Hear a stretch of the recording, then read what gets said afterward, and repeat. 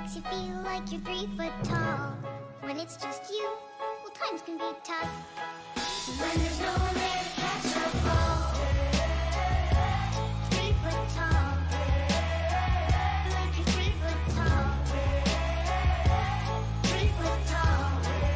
When there's no one there to Stress out, waking up, it's time to get it. Ain't no room for the haters, ain't got time for jealousy. I'm too focused on the music, the money, and where I'm headed. If it rain on my parade, I'ma get an umbrella. Fuck all they damn opinions. Never really been the one to listen. Ain't no one else in the world's on my vision. Still, I want the distance and stay driven. Gotta go for it, do or die. I can't slow down, I feel too alive. I'ma chase my dreams, fuck a suicide. If you walked in my shoes, you would lose your mind. Got the blood of a champion in my veins. I ain't following nobody, I'm in my own lane. Live a day in my life, come and feel my pain. I'm balling out like LeBron and Dwayne in overtime. On my life, time to turn it up into overdrive. Gotta live your life with an open mind. Blood, sweat, and tears got me so alive. Pull up with a bad one, in a passer. Jerk side with an ass, got a fat one. Used to never get money, your hoes back then. Now I get both whenever I get a chance to. Wait to focus on the money, turn the vision to it. Embrace the struggle and you're gonna get through it. Never give up, boy, you gotta keep moving. Don't worry about me or what I'm doing. If anyone listening got a dream, better go for it. If you think about giving up, better hold on. I've been on my grind, hustling for so long. Pull well, good vibes, someone roll one. When you're alone, life can be a little rough. It makes you feel like you're 3 foot tall. When it's just you, well, times can be tough. When there's no one there to catch your fall. 3 foot tall. Alright guys, I have a gift for you all. What'd I do? Oh, you son of a bitch. Alright, we're live and we're going. We're going to start this off, this D&D session, with the Drink of Many Things. Many of you may not know it. You will find out. Much more serious than most of my characters. Alright, you guys ready? Oh yeah, we're just over here. Alrighty. So the adventure begins. You all are each given a call by the King of Unity. And I do believe I'm going to have to actually have you guys crack open the map itself. I can't load the map onto the map of the entire continent onto Roll20 because it's a 4K map. It should be underneath the origin info on the Discord. Yep. So It's the third draft one. again, it's 4K, so you can zoom all the way in with wonderful fidelity. Grand Unity. It is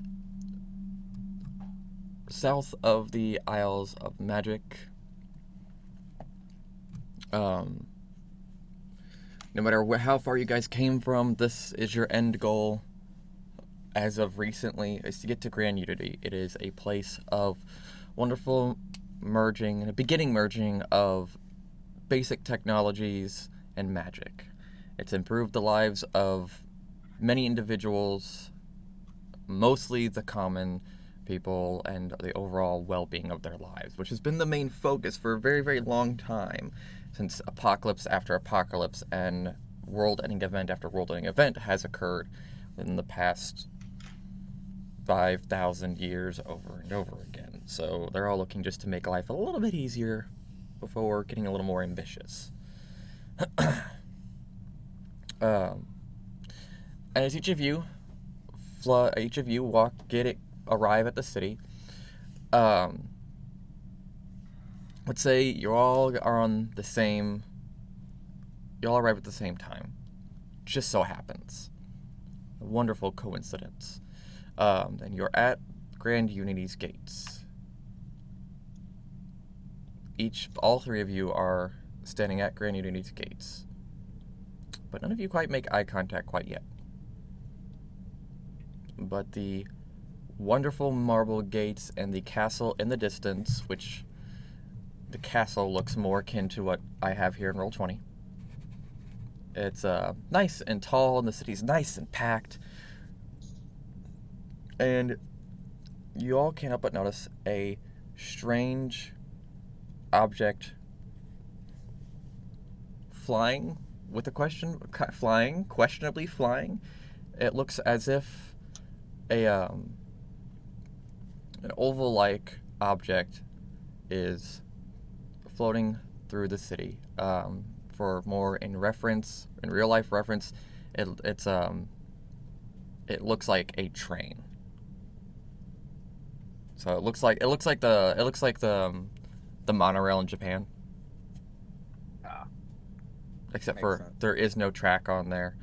And you all have This is heard gonna be different. of this brand. It's you know it's the word of it spread over the continent, and you believe that this is what you're seeing is the mana rail of Unity, which is a brand new emerging technology allowing people to travel across the city out of the way without having to get a skyship or without Is the having name Mana Rail? mana rail. Yes, This is Oh, something. that's This is something Hirez would be familiar with, though. Correct? who would be? Hirez. Yeah, you would know of it. It's an emerging technology, but you would know of it. Everyone would know of it. It's just one of those things that are just everyone hears about. It's been the pride of the city for the past couple of years. It's been a feat of gnomish artificery and the Kingdom of Unity's efforts and money. It's honestly they're working on making it more efficient, but it's been a big deal. Everyone's thought it was sick as hell, it was cool as hell. Some people are afraid of it because it looks like because they don't understand it. But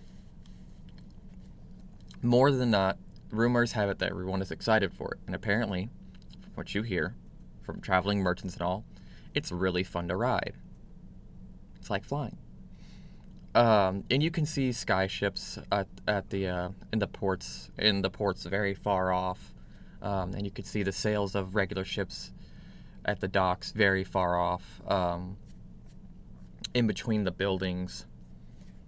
Especially, you assume those are larger ships, and the town is a bustle with a large diversity of humanoids, from tieflings, dragonborn, even a good chunk of drow that don't seem to be on the sadistic side or what you would assume a drow would behave. It's a nice large diversity, and I don't see much going on. Even the guards, as you peer through their helmets, seem to have a large diversity amongst them. The bigger of them, though, clearly are Goliaths. They stand much taller than the average. You've all been instructed to head into the castle's throne room by the king by the king of Unity, who rules over the kingdom of Unity, which spreads quite far. Do you guys head straight to the throne room, or do you kind of mess around town for a bit first?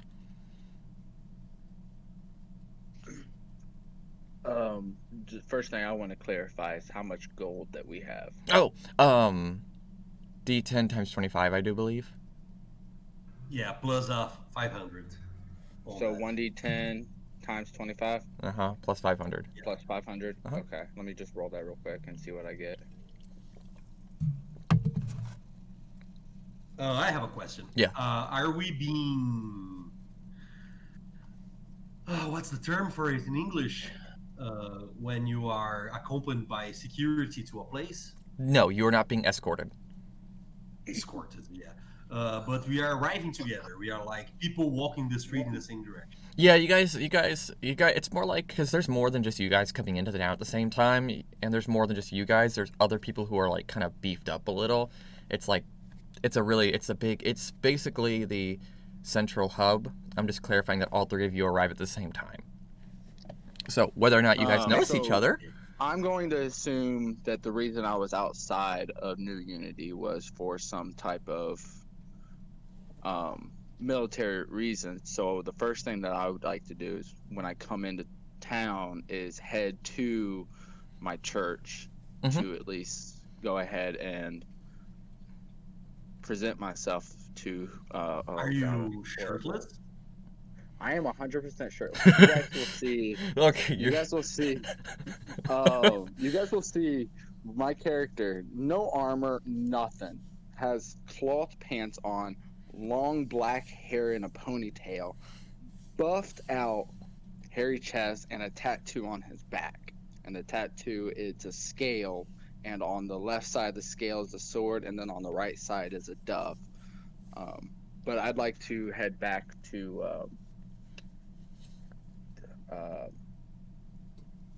the church to at least talk to the because if I'm the High Paladin, that's over me. Okay. Yeah. That's something that's If I see this shirtless man walking when I arrive, it's obvious. Harris, It's pretty he obvious. will hear. Oh yeah, no, I stand From the way background. above everybody else. He tall. He's gonna hear from the background. Damn. That's it. Yeah, he a thick boy. He tall and thick boy. He's always Yeah. You're always used to having whispers from the women nearby. You head back to your Sure, I church. stand. Yes. Yeah, that was Devon. The High Paladin is pushing papers around. He looks at you and goes, "You finish?" Boarding in, everything clear. All right. He goes, "Fill this out," and the old king the king wants to see you. Of course. Head up Grab there. Head some up paper. there. No rush though. They're kind of you got all day. He said, I told him to expect you around dinner time. And it's about morning right now. He says, "All right, I got work to do. Go away for me, would you?" I grab the paper and head off to my own little office that I have. All right. And so now you're gonna be busy with paperwork. Oh. Yeah, D&D. I need to roll anything? No, it's a pretty standard report. I did this, did that, all that. It was Is pretty boring. Magic just free game inside the city? Can I just use it and fuck it? You can't use magic within the city as long as you don't have destructive ends or harmful ends. The guards are. I'm gonna take a. Sorry. No. The guards are watchful of magic users and some of the your average Joe guard isn't a magic user, or if they are an elf, they have very little magic use. But they usually there usually is in each district there's about four guards that know counterspell.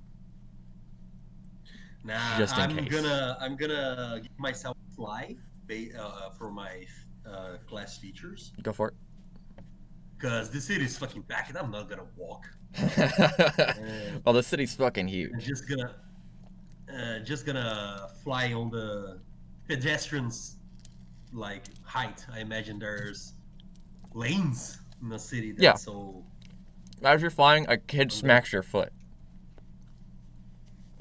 sorry. As you're flying, a child jumps up and smacks your foot. Just smacks my foot. Yeah, he fucking hits you. He just walks up and just fucking smacks your foot. It was like a 10-year-old. Why? You just run away? I'm not. Yeah, I'm just gonna laugh. he's just These gonna kids run. these days. He thought he was funny. He runs and he laughs, thinking he's funny. I show him the finger and fly away. I'm just gonna. I imagine I know this city at this point. Yeah, you know the city. You don't know you know it. I wouldn't say you are intimate with the city, but you've been here on multiple occasions. It's not too big a deal. You know your way to the inns. You know your way to the bars. You know your way to the marketplace. Do I know where my employer is? Yes. Hello, little succubus. I'm gonna go to my place. I usually go and just. I imagine I was traveling. I So, have teleportation. you to tell my me. place, so You tell me what you were employed for. What were you doing? Hell. Well, hell, let me get my notes and try to figure it out. You're the one. You're the one who chose this job. You tell me what you were doing. What I am doing now, or what was What I your was job? doing? What you were doing? What job you had? And if you want to take a minute for it, I can talk with our cleric. Which I was we doing don't know the name of yet. very legal work, like things that people with no morals would do. Someone like the people that are despiteful. What do they do? Um. Like collect taxes or something so Uh. horrible. Yeah, you could have been a debt collector. Let's say you were collecting a debt from a small farmer outside of the city. Oh yes, fuck this farmer. Yeah, you needed to extort 20 gold out of him, and you did it. The guy clearly didn't have his, you clearly were the bad guy in this situation. Nice. My job is done. Yep. So you head over to your you head into a warehouse where you see a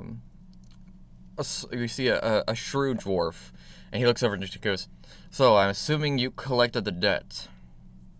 As he strokes his beard. Oh yeah, that fucker's clean now. Give him a couple of months to the next payment, Did you and I get? throw him whatever I got. He catches it. He goes, "Huh. Looks like you got his interest too." Puts it down. All right, I'll leave him alone for a while. Well, you're free to go. I got no other need for you. Nah, thanks. My payment? What the fuck do I do here? Am I on the payroll? He goes, "Oh, right." He turns around and he goes, "Well, let's see." He gives you 5 gold. He goes, "Wasn't too hard now, was it?" Well, thanks. That's gonna pay for my beer today, but sure. I mean, it was a small bully job, so I figured this would be about right. By the way, Yeah. silver and copper are Small used. shake-off. So gold is considered like a tier 3 commerce here, or like how you have like a lot of places like your inns and towns are like, even here, like your inns and bars are going to use silver before they use gold, and then your smaller towns are going to use copper before they use silver. It's only until you get into like the ritzy parts of the neighborhoods that you start using gold or magic items, stuff like that. Okay. So gold isn't the standard currency. Silver is the average in larger towns, while copper is once you get out of like the high populated areas, that's when you'll get Okay. you'll start seeing copper and silver more common. Completely depends on how wealthy. There's a few exceptions, but you may or may not run But into let them. me ask you. Go ahead. I am in the capital for something, or am I here just returning from this job? You are here for something, and you just had to make a little bit of money along the way. You are here because you. Ah, that's fine. What? You gonna complain? You are here because you were asked to visit the throne room at request of the king, much like the others, this evening. You got here early though. And decided to pick up an odd job. But I don't know that other people are involved. You do not know that other people are involved. I'm just gonna hang. All right. Just gonna drink stuff. Actually, before we jump to screen, Mhm. my pastime during downtime is gonna be sitting at high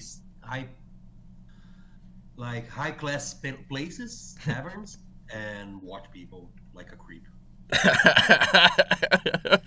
All right, so I can read lips, so I do that to pick All right. up it. And my passive perception is 25, so I pick up like every conversation. nice. In those higher class areas, it's gonna cost you a solid 3 gold per some of their good drinks. A gold for one of their drinks, which is considerably fucking expensive. I don't drink much. I just fake drink, like let my glass stay on the table and just watch. Okay. So, did you choose a Gaelic name by chance? I did. Pronounced Cullen. Okay, that's what I figured. Cullen's a No, that's something. That's someone else. Never mind. Oh, I thought your name was Schlane. Schlane. No. That's Gaelic for you. Yeah, you can't fucking just go phonetically. You gotta go and look it up on Wikipedia. how to say Yeah, it. dude, that's again, my dog's naming commands are all in Gaelic, so Nice. I chose it's a difficult language to read. So Cullen, are you Pixie? Is that right? Fairy, yep. Fairy. Okay, and then technically they rule fairies as size medium right now, but did you want to rule it size tiny? I forget. It really honestly doesn't matter because I can fit through any space that's 1 inch or smaller. So hypothetically, regardless of what size I am, I can be small enough to do small things. Okay, let's just say you're tiny anyway. Yeah, I mean, I think it fits better. I think it's more interesting if I'm like 6 inches tall. I think it was mechanically difficult for them to and I'm not balance going to out. be using weapons or anything, and all my armor I think comes from like my previous time in the Feywild, so Yeah. it checks out in that regard. I'm not Yeah. planning to upgrade anything like that. Okay, so everything we'll just consider you tiny, and we'll consider you tiny just for the sake of, and if any logic applies, and if size logic starts to apply, we'll play it as it comes. So, you are the tiny. You are the tiniest, and you were also invited this evening to come to the throne room, and here you are. You're here by morning, and you got a little bit of free time, and you clearly see a shirtless man who walked in, all nice and confident, and the whole bit. Right. That's pretty much the only exotic thing you've seen. This is maybe what would you say this is your first time at the capital? Probably. Okay. I'm imagining this is going to be my first time outside the Feywild in general, I would say. So it would seem Oberon trusts you enough to leave the Feywild Yeah, for the I've been first sent as an time. emissary. Interesting. Well, you can indulge in the material planes. This is a whole new culture for you, I imagine. So Yeah, I think step one is send my squire over to talk to a nearby guard, get his attention, introduce me before figuring out. you did what now? I'm in the knight background, so I come with a squire who does not do anything except for like be my bitch, essentially. Wait, what kind of squire do you? Wait, or anything? Obviously. What kind of squire do you got? His name is Puck. He is also a fairy. Did you still? Hold on, I got a question. His name's Puck, and he's a fairy. Yep, I am wholesale ripping off Shakespeare. Don't worry. Oh, you're ripping off Shakespeare. Oh, I did not know that was from Shakespeare. I thought that was from starting over from zero in another world, the anime. It's Summer Night's Dream, baby. Okay. Cullen and Puck. Colon. No, Cullen, as in. Colon. Yeah. Okay. Colon. Oh. I can't take down the note as the correct name because I will never be able to speak it again. Yeah, no, don't try and read it. It's usually that is the easiest one to read it in Gaelic. That's one of the easier they said a ones. name like Siobhan or fucking like. Fuck. Gaelic is difficult to read. That's so your squire heads over. You see the guard and the squire and your squire speak. Jacob, you're bleeding through. Am I? Yeah, we're hearing ourselves. Okay, it's gone now. Okay, it's gone now. And the guard walks over. Your squire leads the guard over to you, and the guard looks over. Well then, we don't get many Feywild visitors. I'm one of the gate guards. My name's Amron. Well, I'm sure you've been expecting me. I've been sent for by the king. Yeah, I've actually been on the lookout for you in particular. Would you like me to show you around? Of course. Wonderful. Again, my name is Sir Amron. I don't have a last name. I am just Amron.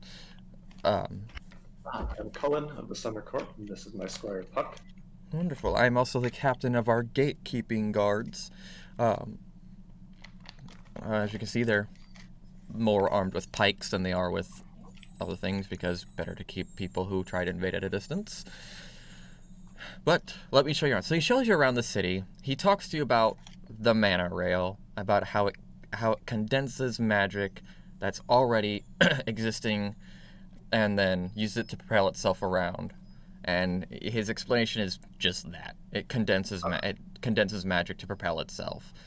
Well, I'm without. sure you've noticed Got these wings here, but I Yeah. believe we in the Feywild do something similar to propel ourselves. Yeah. And he looks. What kind of wings do you have? What kind of wings do you have? So you'd see these sort of semi-ethereal, sort of Luna moth-like wings coming out of his back. Like, if you look at them from the right angle, you see them, but they're not always there. Gotcha. He notices it almost looks like you float sometimes, but other times you don't. You have the wings. That's impressive. Yes, we've got many talents, but as you're saying, this monorail thing is quite impressive for mortals. It's quite, yeah, to us it's really impressive. Never thought we'd get there. He goes, "Come on, let me take you to a place to eat before you head out to the capital." You know, I was told to show you around for the good stuff. So, depending on what you're into, and he kind of gives you the eyebrow raise. He goes, "There's other things there's other places I could take you to, but it depends on what I'm you're sure into." You've been told that we don't eat meat. We mostly subsist on mushrooms and plants, but I'm No. sure there's a restaurant around here that'll suit our needs. Correct. There are plenty of elven folk who do not consume meat. We get druids from time to time, and they prefer to not eat meat, and most of our cooks are very passionate about their job. Overall, he goes, "I'm really proud to be a member of the community here, even though it's so large." He goes, "There's always a push, especially King Ifrit. He just really enjoys making sure people are happy, and it's taken him a very long time to get here." What? Well, Did you keen to did you want to understand. did you want to DM for me? Huh? No. All right, then go lay in bed. Cree, drop. Jeez. He says, "So we'll take it to a place." He goes, anything you're craving at the moment? This particular plant, mushroom. Nothing in particular. I'm just quite interested to see the finest you have to offer. Okay, so after a good 10-minute travel, you begin to be in the nicer district. And he said, "By the way, we're going to one of the nice places, and and this one's on the Crown." So Expect nothing less. you go to a wonderful, predominantly elven chef. It's an open kitchen design. The restaurant is super fancy, and you can already tell the head chef eyes you from across and just knows what's going on. Eyes from across the kitchen. He sees you. He gives you a look and a wink as if he knows you're there, and letting you know, "Hey, I see you. I'm gonna hook you up with the good stuff." And immediately, the owner of the restaurant comes up. "Welcome." They literally introduce themselves as, "I am Evelyn, the owner of the restaurant." I'm changing their gender to female now. She's a slender, tall, classic elven. You're just classic elf, just classic sun high elf, just spitting image of what you'd imagine a high elf to look like, high sun elf to look like. She says, "We've got the best for you. Would you like to choose your seat, or would you like us to recommend the best seat?" I'll take your opinion on it, but And so she takes you outside to the balcony, where you can see the monorail passes right by you, and you get to see the ocean and these floating islands out in the distance. She goes, we're lucky enough to have our property on a hill and have 2 floors. yeah, see, the view is quite beautiful, though somewhat less colorful than I'm used to. But I mean, I've begun to understand that's just a property of this plane. It's kind of where you're at now. You go a little more north, and you'll find a bit more colors, especially at certain times of year.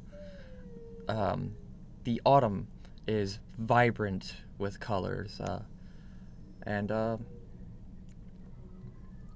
especially in autumn, if you look way in the distance, you see that blob of green, and off in the distance you see a small blob of green, which you can only assume to be an island, but it's very So large. Squint into the distance for a moment, And answer Puck. Hand me my spyglass. Puck hands you the spyglass, bows over. dramatically. And The through your... spyglass is my eyes of the eagle that give me better perception. Oh wow. And through the eyes of the eagle, you can see an island, and it's actually pretty large. It's not a small island, but it's pretty large. You barely see the foliage and the shoreline. And she says, in the fall, that becomes a golden color, and you can see it from here. And the golden leaves actually wash up to shore here, and so the sea at the coast here gets golden. It's quite gorgeous. I must return in a few centuries or so when your seasons change. They'll change in a few months, dear. Our world changes at a much quicker pace than yours. Interesting. If you wait Well, around... At any rate, I'm delighted to try your food. Yes, and the food already comes out to you. And it is what it is. It's going to be high quality. It's going to be a salad, spinach salad with some wonderful spring vegetables, with fuck, I just had a vegetable in mind. Oh, with a side of shiitake mushrooms. And she says, the mushrooms come from that island over there that you were just viewing. How exotic. Especially if you enjoy a more bitter and savory melody of greens, this is what this is. There's a few sweet onions in there to kind of balance it out, but that's about it. I am not a cook, so if this sounds awful, please let me know. Like, this is DM to players. I need it. You're good. You're good. I mean, I can give y'all a recipe of a phenomenal salad, but we'll go ahead I and like continue. my salad 90% ranch, so yeah, I got no real. Oh, you're one of them people. All right, you guys have free reign of the city still, so if there's anything you want to do, he says, well, the nightlife gets really interesting. The day life is mostly shopping. Nightlife is parties, and we'll have a holiday coming up soon. What? No, drop. I don't want to play with you right now. Drop. Quit eyeballing me. Drop. No, drop. Jeez. Relax. It's not that serious. If we still got most of the day, you're gonna see here it is. He's going to spend most of his day going around clothing shopping, trying to find a really nice, like, dress pants Mm-hmm. and a dress shirt. A shirt? What is this? It's the only time you guys will ever see him wear a shirt is when he is being summoned by the crown. You're gonna go buy a whole new one? You don't have one prepared? No, I wear it once and throw it away. Okay. All right. I am not sparing on the money. I want the He nicest never pants. removes the shirt. He never removes the shirt. It just explodes from his muscles. Yeah. Yep. All right. I want the nicest pair of pants, jet black pants. I want a white button up with like the fruffles in the front, Yeah. and then I'll also have tailored into the back, the scale with the sword and the dove, so that's always visible. Oh, yeah. So here's the thing. You know a guy who's got you with the hookup. You've been in here long enough to where all you gotta do is... Because you've gone to him enough times where he's sick of making brand new ones for you every time you come in. Because you always tear them up. Quite frankly, you're a great customer and you pay well, but you ruin his product. And it's a love-hate relationship. You make him a lot of money, but also you treat his products in his mind like garbage. So, but you pay for high quality. So do you want to go into his shop? I will go to his shop. It's a human I tailor. want everybody to keep in mind, everything that I am wearing is skin tight. It is super tight. If I was to take my hands and like clap in front of me, I'd tear a seam down the back. Oh no. All right, you got the most muscular buttocks. All right, You're telling me your That is- physique is perfection. You're a human, right? I am human. You are peak human height. I'm like almost a 7 foot tall, like. 7 foot tall is Goliath. I'm 6 foot, like Okay. 11. Oh Jesus Christ! Do you have gigantism? Or do you want to I have? don't know. I'm tall as fuck. Let's be honest here. You're probably human variant, right? Yeah, I'm human. You baby. probably have giant blood then. At that point. We're not quite certain what I have. So you're all right. So, the tailor is a semi-elderly human. He looks at you and goes, "Oh, whoa! What's up with my stream software? Hello? Can it hear me? Okay, no, it can't hear me. He looks at you and goes, "Here to ruin one of my shirts again, are you?" Through his glasses, he looks up at you. The Lord summons me. You know the routine. Yes. He reaches down. You hear him do dad grunt noises. He goes, "Ugh!" And then pulls out a shirt. He goes, "Ugh!" It's bigger than him. He goes, "All right." Ugh. He throws it on the table. 200 gold. Said you're gonna tear the bastard up. I look at the back and I'm being very particular about like the stitching of the scale, and I want to make sure everything's perfect. It is And once everything's absolutely. done, I top. take out 220 gold and I set it down. He goes, "You know what? Sometimes when I see that shirt on you, I just think, that poor thing. I put so much effort into that." And then I look at the gold you gave me. I'm like, never mind. I don't care. He looks at you. I love you, but man, I just don't have to think about what you're going to do with that shirt afterwards. He chuckles. He goes, "Please enjoy the shirt. You look wonderful in it regardless." Well, it's the shirt and the pants. Oh yeah, well the pants you don't tear up as much. Oh no, I tear them up. Oh, for fuck's sake. Okay. So, add everything, but also the pants complaint.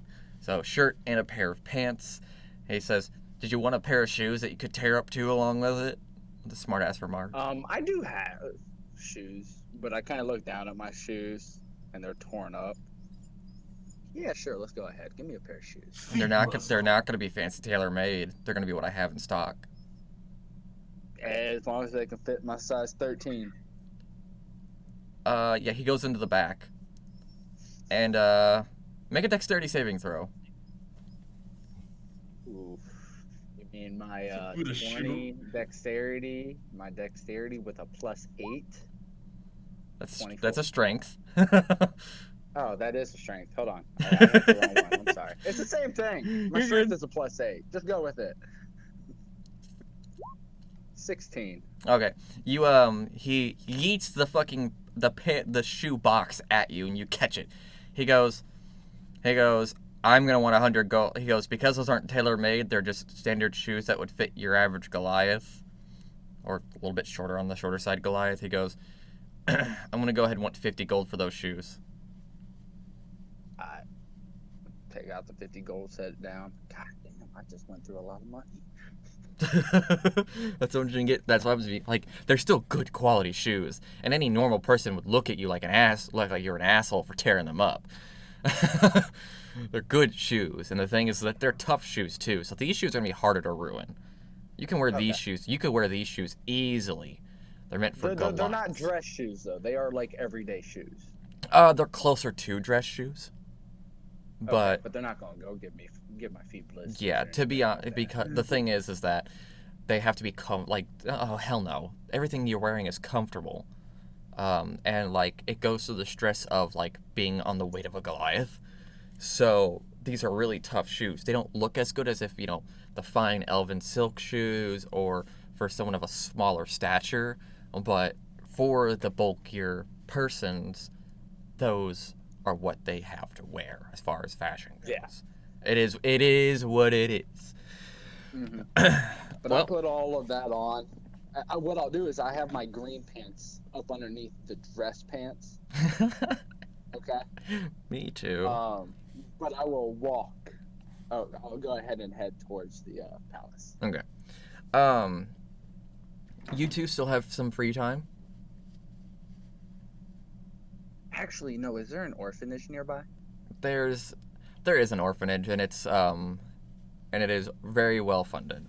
This honestly, It is well funded. it is very well funded, and it also acts as the school, one of the schools, because the district is because the city's fucking huge.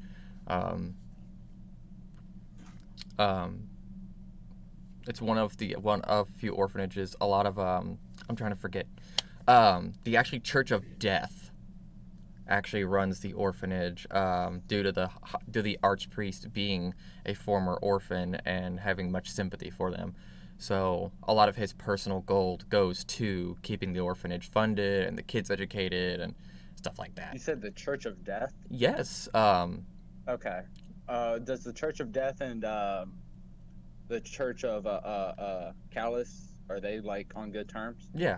The Pantheon. So the Pantheon of the all Pantheon, or the native Pantheon, are all on very good terms. Callus to make sure everybody gets along, and that is also partly what your guys' archpriest is supposed to do. Is supposed to make sure to delegate, like, hey, make sure all the churches are in tandem, working together. You know, we may not worship the same gods, but it's the same pantheon. You can come to anybody's church and pray to any god, because there's like little extra shrines, but it's dedicated to one god for the most part. It's a cooperative effort. The gods. So then one of the things that I would do is, if it's still kind of early in the day, like around noon, is I would spend the rest of the day at that orphanage playing with the kids before I head. Okay. When you go to that orphanage, some of the older kids want to practice, do mock combat with you. They got their wooden swords and go, "Let's go!" 6'11" motherfucker with like 20 kids just trying to climb all over him, and he's swinging the kids around, playing around. Yeah, no, we're talking like middle school, high school age. These kids look up to you, and they're like, "Come on, teach me how to fight," and all that good stuff. So I'm gonna go ahead and leave you onto that one I'm gonna leave you over that one. Davin or Cullen, do you guys have any particular tasks you'd like to do? I wanna know if I heard anything during my scouting. General gossip. So and so sleeping with so and so wants to. Oh, that's exactly the kind of shit I want. Okay. Result in blackmail. Oh my god. Anything. All right, hold yes, on. I want profits in tragedy. That's my motto. So there you hear about a certain. All right, and this is real small time NPCs, just like noble NPCs who are only noble because their parents are noble, but they don't do shit. They're like the third son of this noble of the Craftsmen's Guild. He's sleeping around with someone of a lesser status. I don't know who it is. You know, complete rumor. Probably not even true. You know, it's just a bunch of it's just a bunch of rich people talking it up.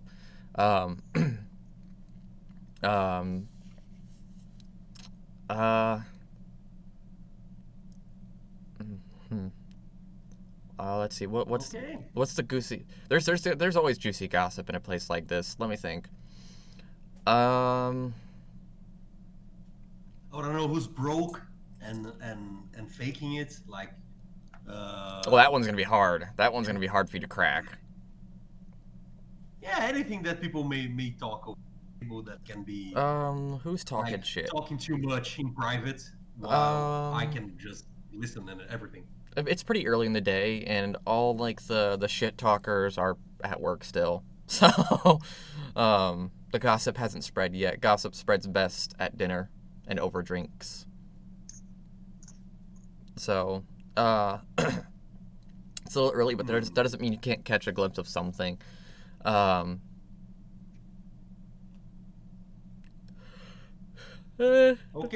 Let me see. Not at this particular time do you catch anything useful aside from just straight up rumors about nondescript members of high society that barely qualify as high society. No Do they have connection. money? What's that? Do they have money or lands? They have money, but it's not their money. It's like it's the equivalent to spending. These people are the equivalent to I spend my dad's money. Okay. God damn it. Okay. Sure. You can pass over to Cullen. Okay, Cullen, is there anything in particular you'd like to do? The dinner, your lunch, your like brunch lunch thing was good. It's quality food. This is exactly, you know, you come here and it's not quite as good as what you'd find in the Feywild, but there's a way that you make things there, the way you gather things there that just makes it good. And also, it's the Feywild. I imagine that the berry bushes are good berries, and like the streams flow with like just magic water and shit. Yeah, exactly. And then I always add in the Feywild fruit dragons and like Fruit plant dragons? dragon. Yeah. I know what you're talking Yeah, about. it's from- I was yeah. so going to play them into my campaign at some point. Yeah, any trip into the Yes. Feywild will have those. Yeah, you follow that Facebook page too, don't you? No, I found that on iPhone. Give me a second. I'm gonna post that. But yeah.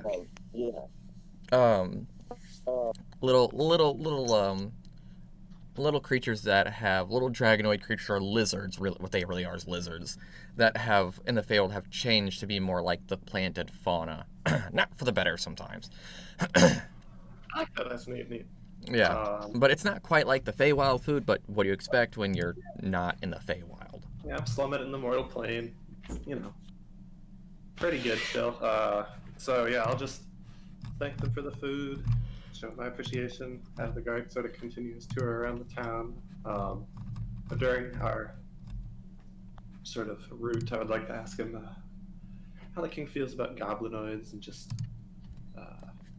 whether he shares the same revulsion for the species that we do. Well, he goes, well, the king doesn't quite see goblinoids as a whole as a plague. Personally, I think they're disgusting and they can be problematic. On the other hand, we have had multiple standout goblinoids behave themselves, cooperate with us, and act at some point. He looks and goes, actually civil. Most of the time, they have a hobgoblin leading them. The bugbears are a little hopeless, in my opinion, but, you know. So, we've had stray groups here and there who have claimed to have been saved by a separate deity from their previous deity. Goblins have been something I actually have experience with fighting around, just because that's how, honestly, as a gate guard, they send you way out into the boonies first. It's unfortunate, but most goblins are trash. Yeah, keep an eye on those ones. We have a saying: you can take the goblin out of the evil village, but you can't take the evil village out of the goblin. That's beautiful. The guard looks and goes, that's a beautiful saying. I will keep that in Or mind. you just, watch your back around them. Well, of course. At any rate, I've enjoyed your city, and I'm eager to meet your king.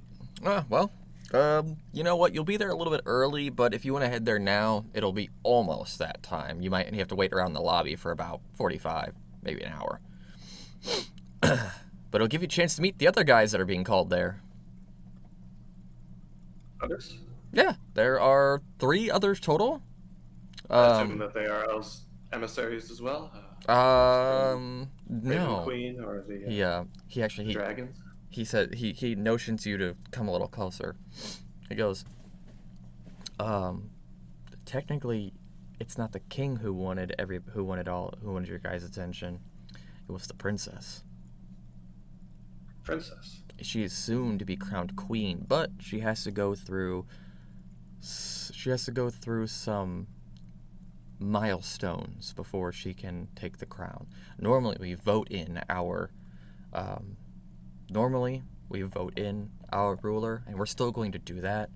On the other hand, she's pretty much won the hearts of the people already. She's literally the ruler of prophecy, and shows it very well, has accomplished feats that win the people's favor. She's helped her father get to where we are today in civil matters. She just refuses to run until she gets a few things done, which is a good thing in my opinion. I like to have a ruler who is very dedicated to their ideals. But with that being said, she's the one who called you guys up for help, but you didn't hear me say that. It's an interesting development, but I appreciate your candor. You've done an excellent job today. Thank you. I actually had to get going, but he hands you a rolled up piece of paper. This is a map. We have the city. This is a map of the city. It's marked pretty well. Obviously, the gold path leads you. The golden markers will lead you to the throne. So, how about that? All right. I appreciate it. Thank you. And with that, it will be just about an hour before you guys actually have to meet in the throne room, and you guys will kind of be waiting in the lobby first. Everybody pull their characters out. Let me ask a question real quick. Yeah, go for it. Magic item question. Magic item question. Qual's feather token bird. Are those reusable? Doesn't say, does it? It doesn't say. It doesn't say. Oh wait, I might be thinking of a different token then. It says you can use an action to toss the token 5 feet into the air. The token disappears and an enormous multicolored bird takes its place. The bird has the statistics of a rock, but it obeys your simple commands and can't attack. It can carry up to the pounds, whatever, the speed. And it says the bird disappears after flying its maximum distance for a day, or if it drops to 0 hit points. You can dismiss the bird as an action. But In the overarching disposable. In the overarching description for Qual's feather token, it says different types of feather tokens exist, each with a different single-use effect. Single use. Okay. Okay. That's all I needed to know. So it is single use. Okay. So it is single use. That's fine. So everybody, if you would please place your characters under the red carpet. That way we can get a little bit of the ceremonial. We can get a little bit of the. Put a little bit of immersion in there. I always forget you guys are 10th level. Holy Jesus. I looked at that HP. I was like, whoa. Oh, yeah. Look at the AC. What's your AC? Mm-hmm. Is that the green one? Invisible. Is that I'm the? behind the map for some. You're behind the map. Oh. Wait, can you see me down there? Because I moved it over. No. let me put Do this. you have the map set in the map, like, part, or is it set as a token? It's a token because I'm a dummy. Okay. I was just about to rejoin as a DM. Nope, I got it. Change it. Map and background. Bloop. Why is that so small? Yoink. Why does it look so awful? Oh, never mind. It was adjusting. Hold on 1 second, let me zoom out. Gonna make you massive.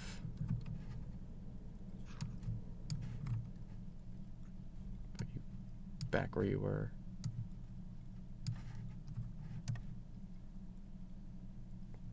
Bloop. Alright, hopefully it'll fix itself for fidelity. And there we go.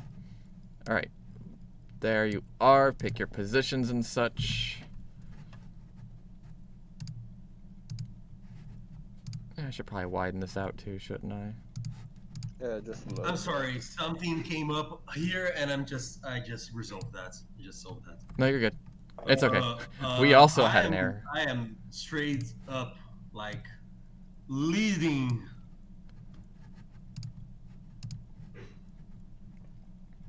Do we arrive together? How does this work? You guys arrive, I imagine, one at a time, more likely, because not each of you got there at the same time. but you all got there a little early. Cullen, are you tiny? I am. I'm about 6 inches tall, so I hover at head height to make sure I get the attention of the peons around me. I love the ego. Yeah, it's like gigantic. Oh. Is I small, would say, head big. Davon, as you tried like passing Hirez would like kind of block the way and stay in the front. Yeah. Especially being like a paladin of the church and stuff like that, he's somebody who has some type of connection with the crown in some type of way, or at least he's had previous encounters with the crown. You have had previous encounters with the crown, although be it indirect but rewarded in person. And also, you've been part of ceremonies here, such as one of the princess's birthdays. But that was a real formal event that lasted not that long. You guys see this skin tight, like fluffed out shirt, just barely hanging on by a thread. And as he kind of enters, he immediately gets down onto one knee.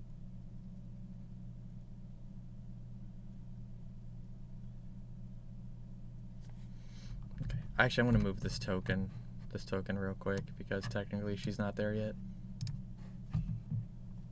Would we be in the center? No, you guys aren't quite up there. You're only supposed to Okay, approach. Then I'll stay standing. Then. You're only supposed to approach once someone's sitting in the throne. That's the formal way to do it.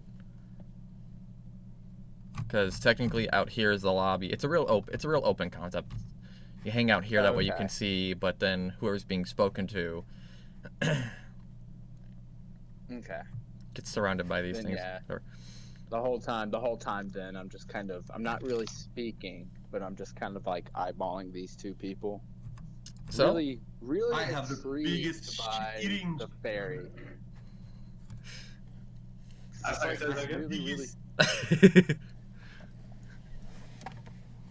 Biggest shit-eating smile on my face. Like, everything's just the biggest joke.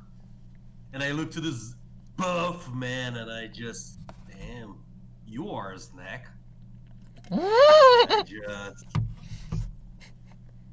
I absolutely entered this room flying. 100%. I use another floating up there because I'm like that.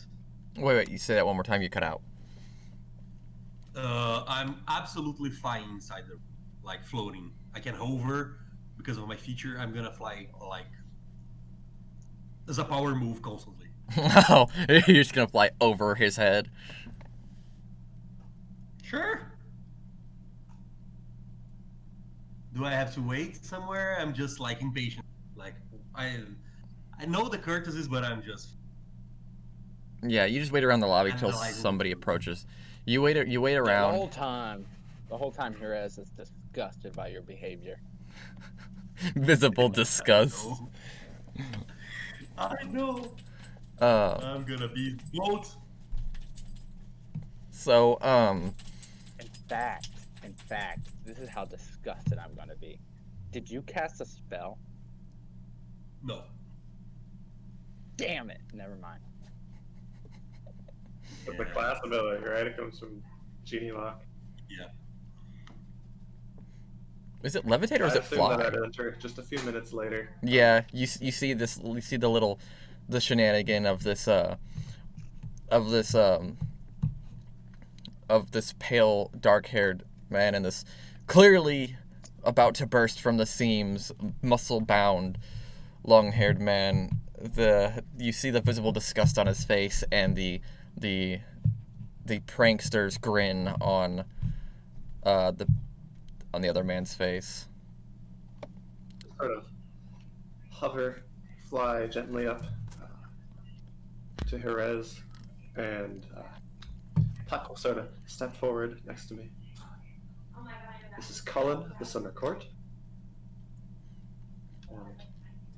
And then I'll sort of look you up and down.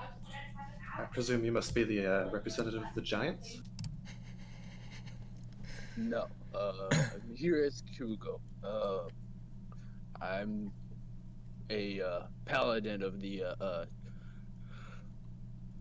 shit. Church of Callist. Church of Callist. I wasn't aware the Church of Callist was that important.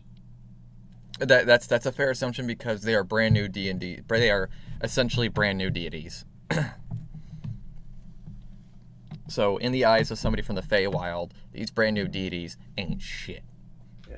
Especially Barely outside of even their heard own. of them. Yeah. How about you? Let me guess. Some sort of genie? Actually, how obvious, like, does your flying, like, show, like, elemental stuff around you, or is that, like, just such a bold assumption that I couldn't possibly make it? I'm totally reflavored. I am Doctor Strange, but fucked up. So- Black runes just floating like an asshole. Like an asshole. A little too flashy for the Raven Queen? Who are you supposed to be representing? Oh, you know what? I represent myself. You know what? You know, to be fair, we should be fair about this one. Your patron is still petty, so the black runes would most definitely ooze. Are there? Hold on, let me look up something real quick before I open my mouth, because the mystery of what your patron Perfect. is good. It's perfect. Oh. Anything that she does to fuck me up Okay. while my power is on, it's perfect. Give me 1 second.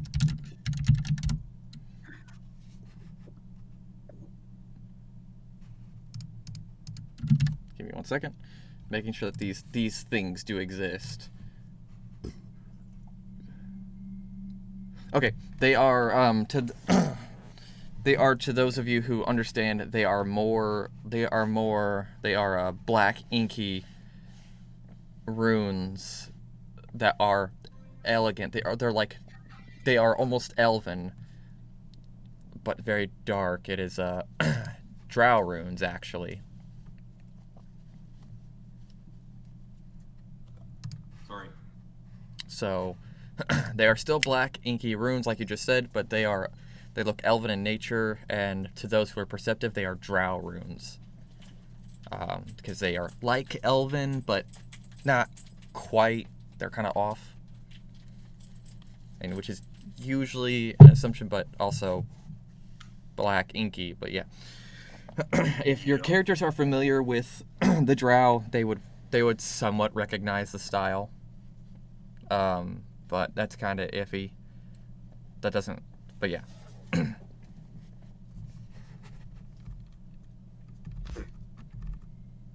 And you are very small. Are you real? Am I real? Hereas puts his hand up, measures his hand to you, and it's like his hand's bigger. Careful. This is honestly what I expected coming to this plane. A butler approaches. Would you gentlemen like a drink? And he holds 3 glasses of very, very obviously pricey, but non-invasively smelling champagne. It's very, it's a very welcoming flavor. It's not too overpowering. The smell the smell is kind of subtle, but it also is inviting. Before he pours that Mage third hand into my glass. mouth. Yeah, before he pours that third glass, though, Heras puts his hand up. Water will do. Very well then. He takes I out. just mage hand one of the glasses and bring it to my mouth with my hands behind my. A amusing party trick, sir. Do make sure you show others that while you are here. The butler says, "I will bring you water, sir." And he turns around into the kitchen, and he turns around at a door, and he knocks on it, and he peeks his head through, And he comes out with a flagon. He goes, I assume you want more than just a glass of water. And you notice that he brings out a smaller version of a decanter of endless water. It's not decorated as such, but it's more like a little thing. And he pours it out for you, puts it back on his shoulder, and hands it to you. A nice tankard of water. Much appreciated. Grabs it, starts drinking it. My pleasure. Aren't you thirsty? For you as well, my lord. Looks over at the Fae. Could you explain what it is, please? This is an alcoholic beverage that is not too pungent, but yet not too weak. What is it distilled from? What's that? What is it distilled from? What is it distilled? Yeah, what is it made of, essentially? It's champagne. It's what would they call wild berry champagne. So it's got strawberry, blueberry, and raspberry in it. Gotta give Puck a nod, and he'll sort of fetch one for me. Would the young squire would like a drink as well? Perhaps something non-alcoholic? He's not young. Like, he doesn't look like he's a kid. He's just age ambiguous, 20 to 40 something. This guy's old. This guy's old. So you all kind of might seem young to him anyway. Think like Alfred. None for him. Very well. Careful not to drown that cup, little man. Funny enough, actually, the champagne glass reacted to the size of your friend. Upon further inspection, Colin, you notice that this is a very, very interesting glass. It is actually crystalline and not glass, and reacts. And it has a reactive, has a spell stored in it of enlarge/reduce. Huh. And it activates when touched, depending on the size of the hand. That's so extra. It is extra, but it's convenient. So bougie. That is so bougie. Does the liquid reduce too? I want a or does it glass spill of over? Voss. Funny enough, Stuff like that right there. Funny I want a glass enough. of Voss. it holds the same amount of liquid. This glass is probably is worth a lot. I'm not a Luke Goblin. I'm not a loot goblin. I hear you. I hear you pull. I hear you resisting the urge to fucking pack that shit away. Did you say you? Did you say you're? Gently sip it. Did you say you're not a loot goblin? No, I am a nobleman who has no need to steal silverware and drinks. I feel like I heard the urge to not steal it in your voice. Yeah, I'm reassuring myself right now. Hello, child. How are I'm you? gonna, obviously, like it was a given, I'm gonna pocket it, like it was a present. Yeah. Like, oh, thanks. I'm just gonna put it in my pocket. It's just as fragile though, so be careful.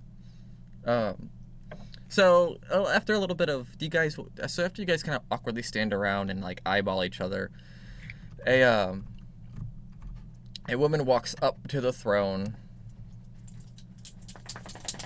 and she gets comfortable, and instead of being cringy and using the voice filter I was going to use, wait, no, it wasn't going to be for her. Never mind, it's for somebody else. Still might avoid using the voice filter because it's kind of cringe because I only have one. She hollers over. She goes, "Yo, boys, come on over to the platform." I just float. Your eyes will immediately come up and then hit the knee, recognizing who it is. She looks over at the man with the eye patch. She goes, "Davin, you are extra as hell, and I expected no less. Here is I welcome you back. I welcome you back once again. Davin, no, you don't know me, but I do know you. or at least I know of you. And then she beckons Nice.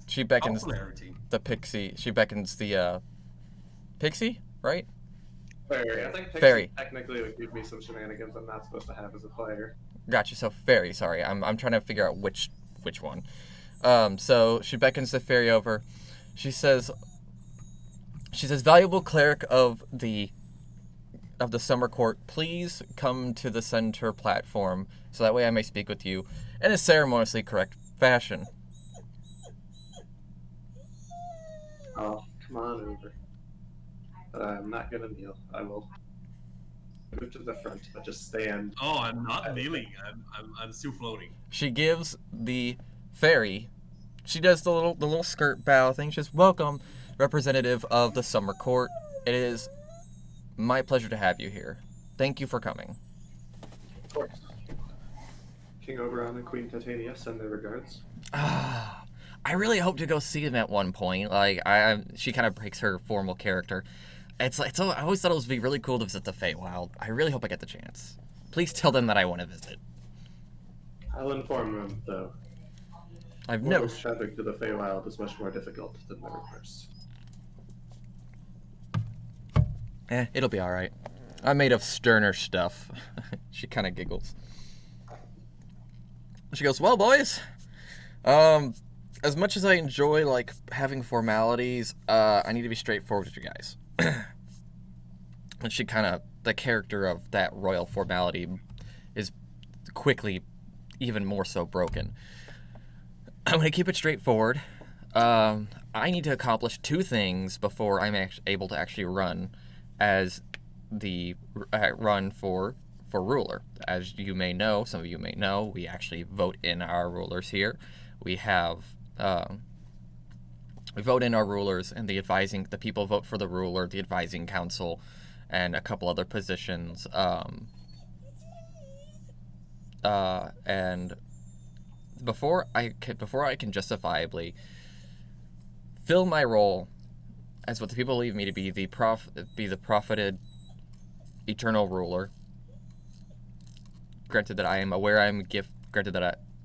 granted that we are aware that the prophecy is true. We have one ruler already somewhere else. That's enough. But in order for me to fulfill that prophecy, to really meet the expectations of people, I need to do 2 things.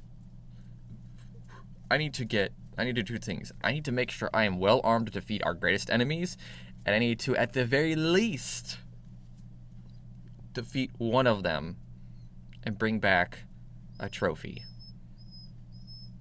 I'm going to try to get both. She goes, "There's a storm giant that has been terrorizing the ocean between us and Angora, the mountain kingdom. He views us as a trespass, even though we have asked him what his territories look like and requested that he map them out for us. We have them, and instead of respecting his own boundaries, it has become the "pray I do not alter the deal any further" type attitude, and I am sick of it. My father lets it slide because he doesn't want to start a war with a giant. It's fair. On the other hand, in order for me to prove myself worthy, I want to feel worthy, he's either going to bend the knee or he's going to fall by my hand. And I can't do it by myself. She looks over. "I'm asking you all to help me kill a giant. A storm giant, no less.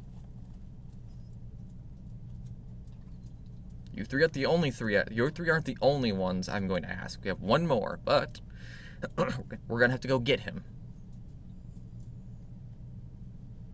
So in the meantime, this is what I ask of you. In return for a pick from a set of magical items that we've collected,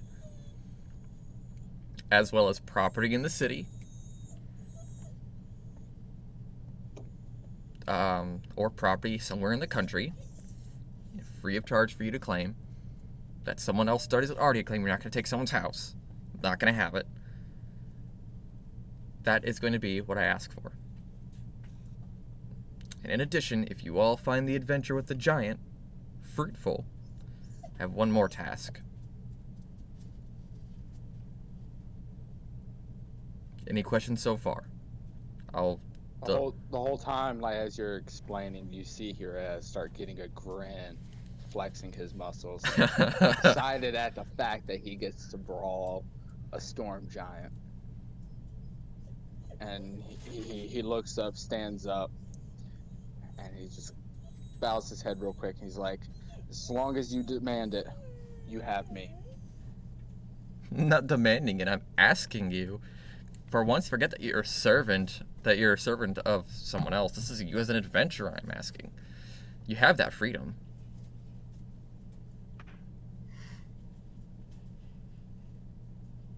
I like what I hear. I think you have a deal by me, princess. Wonderful. There's no When love do you lost. wanna- Yeah. What were you gonna say? Sorry. Nah. There's no love lost between my king and queen and the giants. I will aid you with this, but I do not desire trinkets or land here. I'm interested in political alliance. That can be handed easily. As somebody who has not ruled for very long, and who will be ruling for a very, very long time if voted in, I would actually appreciate any input from the Summer Court, actually. She chuckles. She goes, "All right, now part 2 of the deal. If you choose if you like part 1. Part 2 is there's a red dragon in the mountains behind us that has to die. And it's not a young red dragon either. It's an adult. We have a dragon slaying corps. A literal unit dedicated to killing dragons. On the other hand, I'm not going to utilize them. I want to get into the thick of it. The You enemies... speak like you are accompanying us. Yes, actually I am going to. It is not the place of royalty to fight their own battles. I disagree. That's where we'll stand on that one, because I can't fight that dragon on my own. Look at you with Not to dirt in mention, your hands.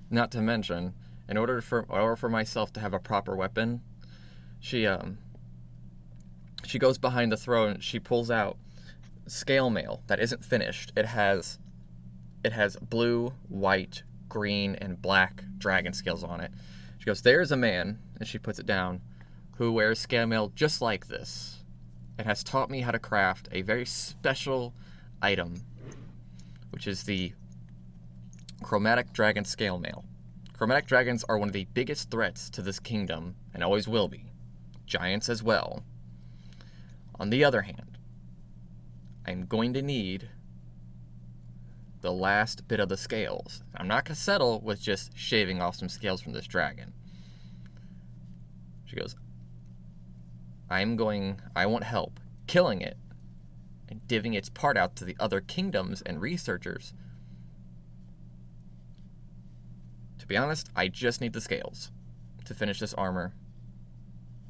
Everything else on that dragon's yours, even in its hoard." Can I roll insight to see whether this dragon is a genuine threat or if she's hunting it to just exploit its resources? Yeah, it's a you wouldn't know the relationship. You as a character would not know the relationship between humanoids and dragonoids in this area. Yeah, no, she's genuinely there's almost a personal vendetta going on here, and it's she says it's a preemptive measure. Red dragons are known for going on rampages when offended, when having any sort of slight against them. And the fact is, so if we go to the map real quick, I'm going to go ahead and show you on the map. The peak, the lowest peak, which is right above Three Oaks,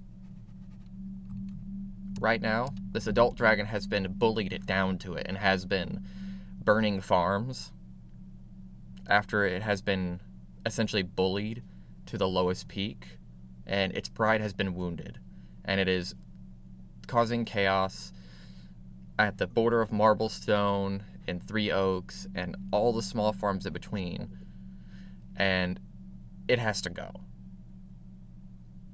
Chromatic dragons have never been kind. As a matter of fact, dragons and giants enslaved the humanoids previously. And when the mountain actually came down at one point, they came back over and went back to trying to rule over humanoids again. Now, don't get me wrong, the chromatic dragon, the metallic dragons, respectively, keep to themselves.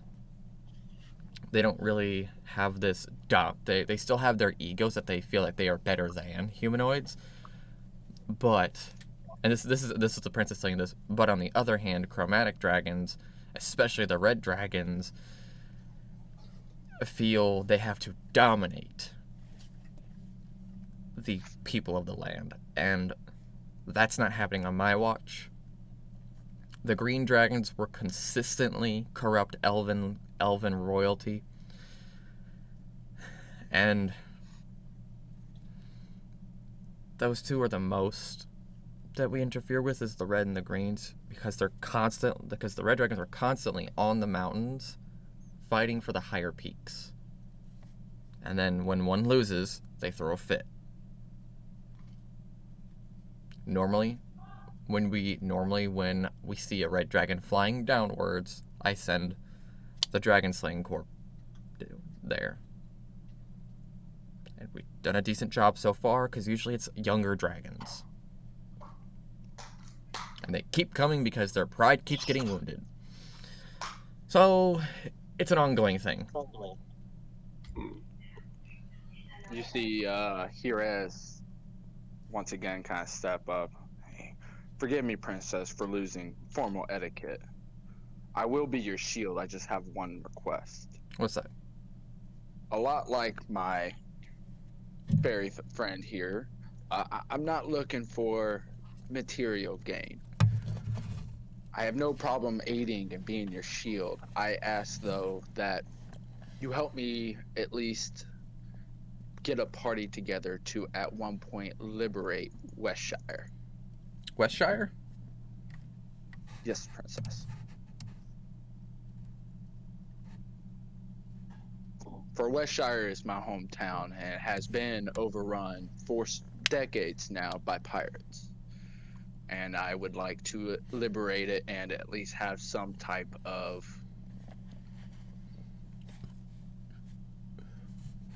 what's the term I'm looking for? Embassy? Vengeance? Embassy, yeah.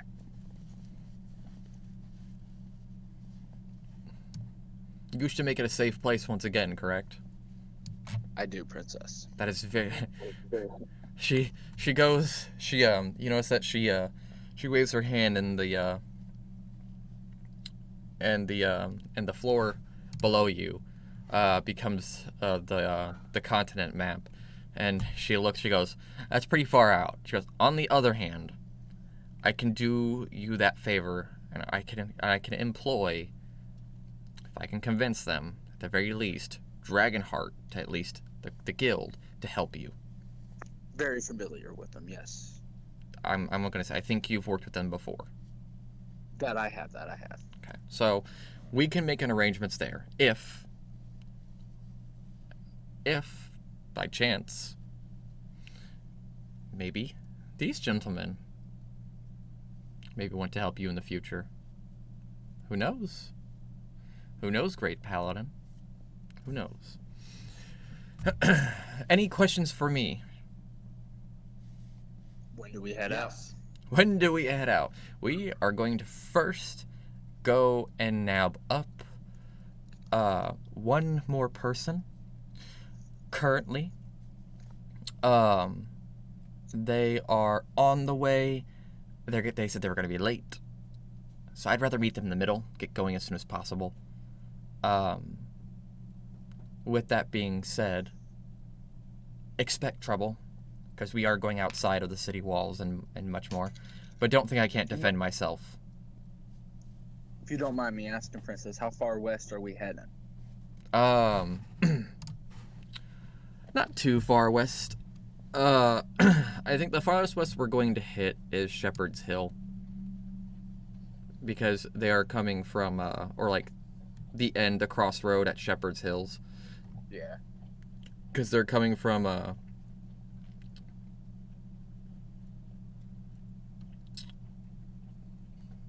just gonna be making this up one. They're coming from north of Shepherd's Hill. Well, I don't want to say what, I don't want to impose any actions, because we really didn't determine where he's from. But we will be heading that way. Princess, our first job is to deal with this storm giant. Is that correct? Yep. Deal with the storm giant, make sure we all come out of it alive, that sort of thing. It should go without saying that, yes, we should try and keep each other alive. Technically, she says, I can handle myself in many situations. She says, I even outclass certain high-ranking adventurers here. But that's only because of my... that's only because... what's your paladin's name? Hirez. Hirez, you know... Hirez, sorry. Hirez, you know that she is literally... she literally is not the daughter of the king, but she is the daughter of the, she's the inheritor of the celestial dragon's power, which gives her the ability to live forever. She's not unkillable, but she will never die of old age. She could still die of illness, but she will, so as long as she's healthy, she will live. And she has inherited some of the magics that come with it. She's a draconic sorcerer, essentially, if we're going to talk like in-game wise, and she has shown that her sorcery is strong, but she also has received military training from her Dragon Slayer Corp and from her greater generals. She has been literally working to become queen her entire life. It's something that she just not only did what she, quote, born to do, but she actively put passion into becoming. So, despite her being told it, not only is it her destiny, but it's also her passion. So she makes sure that she herself is partly a one-man army. She is what we would call over-prepared.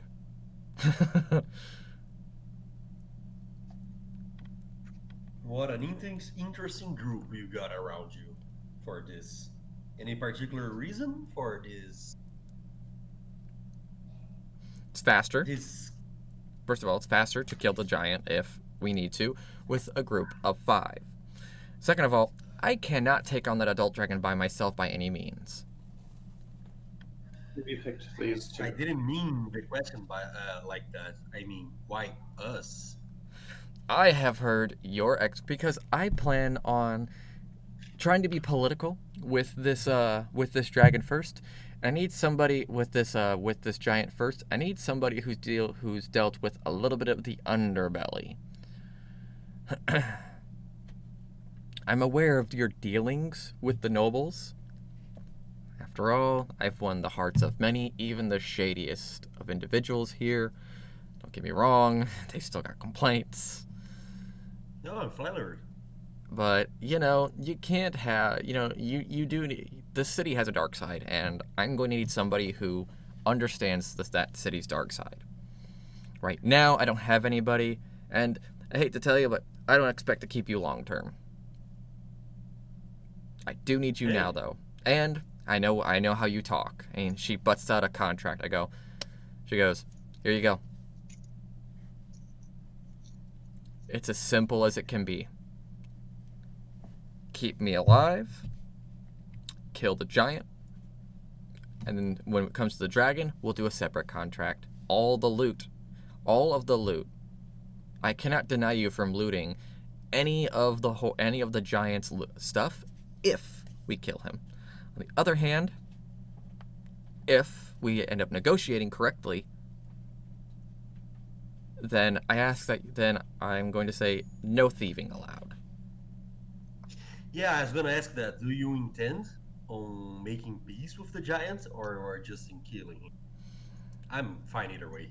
Something tells me it's going to end in a fight, but I will do my best to not try and kill him, because there are other giants I have to... They're half giants I'm going to have to end up being politically correct with. So I like to get some practice on something a bit more unreasonable. You'll find no peace with the giants. They're a savage and brutish people. That is the consensus. That is the general idea that I get from the giants and the way they've treated us in the past. On the other hand, it's never too late to at least give them the opportunity to get their act together. Me having dragon blood in the first place, or just already would rather see him dead, but my father has taught me there is strength in allies, and there is strength in showing kindness, which he has shown over and over again. It's time we stepped on the toes that step on our toes. She kind of rolls her eyes. She goes, I don't think that made much sense, but it gets my point across. You said this giant Ready lives... when you are. Sorry. The giant lives in the sea. Yes, but there's a way to draw him out on land. She chuckles, and I'm quite proud of myself for that.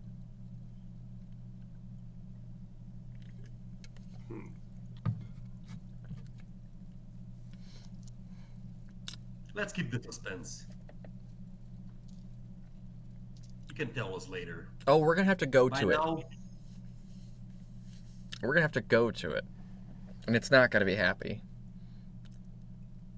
This is why I brought in Devon for negotiations. Technically, we have its pet Bahir locked up in the middle of the land. But here, you say, in another life I traveled with someone named that. So fun fact. Actually, Bahir is actually originally a character I had as an NPC here. So he does live here, but he's actually has a totally different personality. That's fucking hilarious. But the original character that Bahir in Jacob's campaign that initially was inspired by, actually does have his origins here. But I really, really doubt you guys are gonna run into him. You'd have to be, I guess, seeking him out at this point, because he's actually with another party right now. He's with my noobs, and he is helping them whenever one player has to leave early, or when a player doesn't show up. That way they can continue playing. But with that being said, yep, it and all its slimy legs, it is not happy. And the moment we take that muzzle off, it's going to scream for the giant, and the giant will come. It's a bit of blackmail, and he's not going to be happy.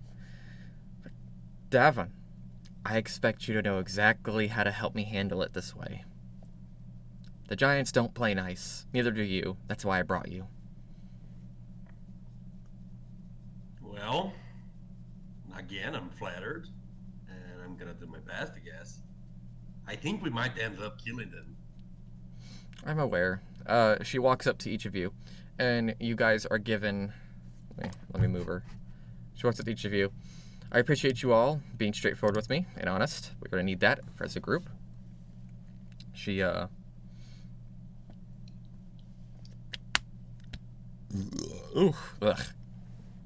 She hands each of you a crystalline device that looks just like the sending stones.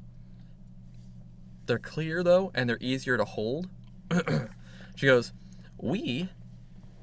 since you all will be working with the crown, you will be getting some of our tried and tested quality items. These aren't new, but they are sending stones that have greater range, and instead they also use the scry network that we have. But they link only up to each other.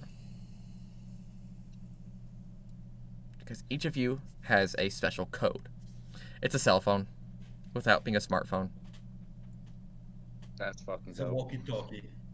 Yeah, it's a walkie-talkie. And she says, I'm going to also link you, and there's 5 nodes on there that light up when it's linked to 5 different devices. So you each will have 4 occupied, 1 to get a hold of the princess, 1 to get a hold of, and then 1 hold of each party member. So she says you can delete a node, and I am going to forcefully delete mine when we're done. Especially you, Devin. She looks at you. Hey, now I'm Especially a little yours. I have a See lot your of ass guns. kind of chuckle. She goes, this relationship is mutually beneficial, and we're mutually both. We both know what each other's about. Come on now. Why do I feel like halfway through this, Davin's gonna be the one that hits on the princess? Nah, I don't he's not know. like that. I think I've got an inkling about who Davin's gonna hit on. Yeah, I was gonna say, Devin's already made his intentions very clear as to what his type is. Jesus. Devin enjoys the world. So, He enjoys the fine things of the world. so she goes, my nodes are full. I can contact the council and crown. So, if for some reason,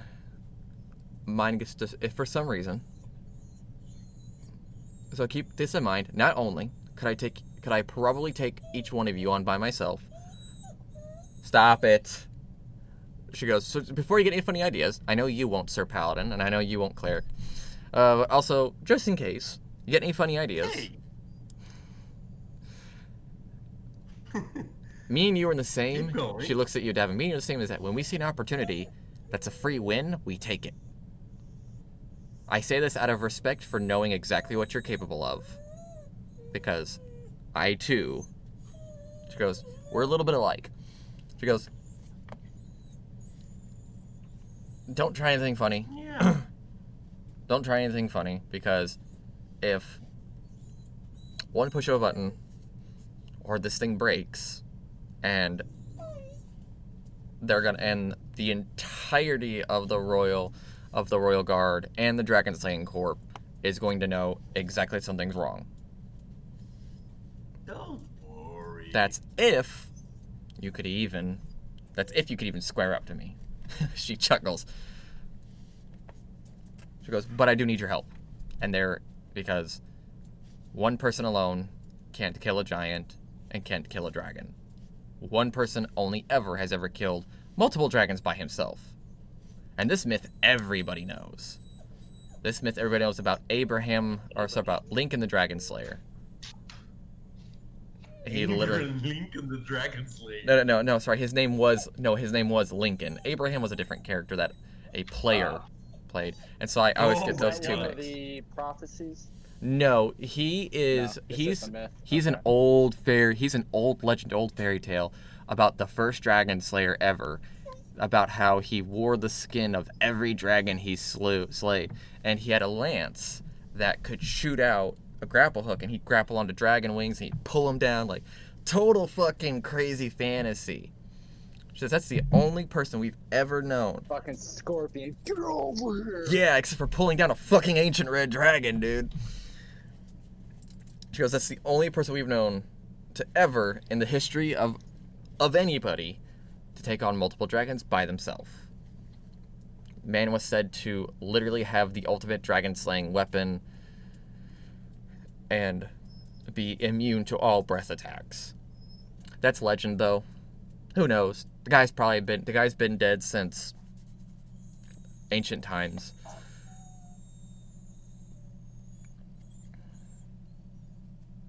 But looks over at Cullen. Cullen, you don't know all the stories of our world, do you? I admit I do not, though. I think the most interesting thing you might relate to in our world is the storm dragon birthing. Unlike other mortal planes, we have a specific dragonoid type called the storm dragon. They are more closer to lung dragons, which I know you don't know. I don't know if you know what lung dragons are, but they're Like basically the Chinese style dragons, right? Like, yeah, you got it. So these are closer to lung dragons, and they follow. And the myth goes that when a blue koi from the ocean goes up the impossible waterfall and into the clouds, lightning strikes it, and it becomes a storm dragon, living lightning. And the reason why this myth perpetuates because there's a perpetual storm on the western coast and a literal giant waterfall. Because what happens is, and we've had people go up there and check it out. It constantly rains into this crater lake on the highest peak of the mountain. It's so large and high that the clouds will literally fill it with water and rain, and then it'll fall, and then the water will fall, and there are blue kois that swim up that waterfall too, and sometimes lightning strikes the waterfall. No one, though, not enough people have seen it to really call it fact, but we do know that there are storm dragons. They have been seen on top of the mountain knocking off an ancient red dragon before. perhaps you shouldn't treat these storm dragons to your cause, then. They're very self-absorbed in being lightning. She kind of chuckles. Honestly, they're more forces of nature than true dragons, so we have yet to have a chance to study or speak with them. So she goes, but it's cool. I figured it was the most Feywild thing in our world. Would be surprised, but I appreciate you sharing of your tales. Not a problem. She goes, I love talking about my kingdom and my world. I love this place, and I'm going to love making sure it is a good place to live for a very long time for everyone who lives here. She kind of looks. Now for the fun part. A cleric wearing, and I don't have a picture for this. A cleric wearing pearlescent and constantly shifting robes comes in. On their symbol, it looks like to be a gnome riding a silhouette of a gnome riding a lizard. If any of you play League of Legends, it looks a little bit like Skarl and Kled. Oh god, Who said that? I did. Who is I did? Jacob. So you know what I'm talking about. Yes. And one of the clerics of the god of chaos, Graz, he comes up, and they're wearing a mask, so you can't see their face. Shh, shut your yapper, little boy. Skedaddle. And they bring you a shot. They bring 3 shot glasses and a bottle of this effervescent fluid that literally oozes with liquid chaos. and the cleric pours 3 shots. The cleric goes, Hello there, adventurers. It is customary that adventurers, per the order of my clergy, be given 1 drink to begin their adventure. Would I be familiar with this liquid? You know this as the drink of many things, liquid chaos. Yay. Okay, cool. Wild Go ahead, magic. take it and drink it. Kick one back. Yeah, I'll kick one Okay, back. D1000. D1000, gotcha. I always start it. If you drink it, 7:15. Let's see. 7:15? how fucked up that- Let's go. How can they not? 7:15. Roll again for me, Here is. What do I do? 1,000 again? Mm-hmm.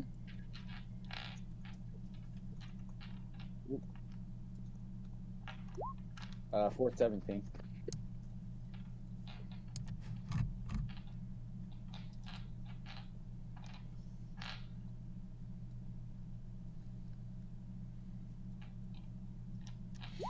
How do I Is this double? something I would be familiar with? Like, it sounds very chaotic, obviously. You would not know about it actually, because It is I'll I'll give you guys a DM to players explanation in a moment.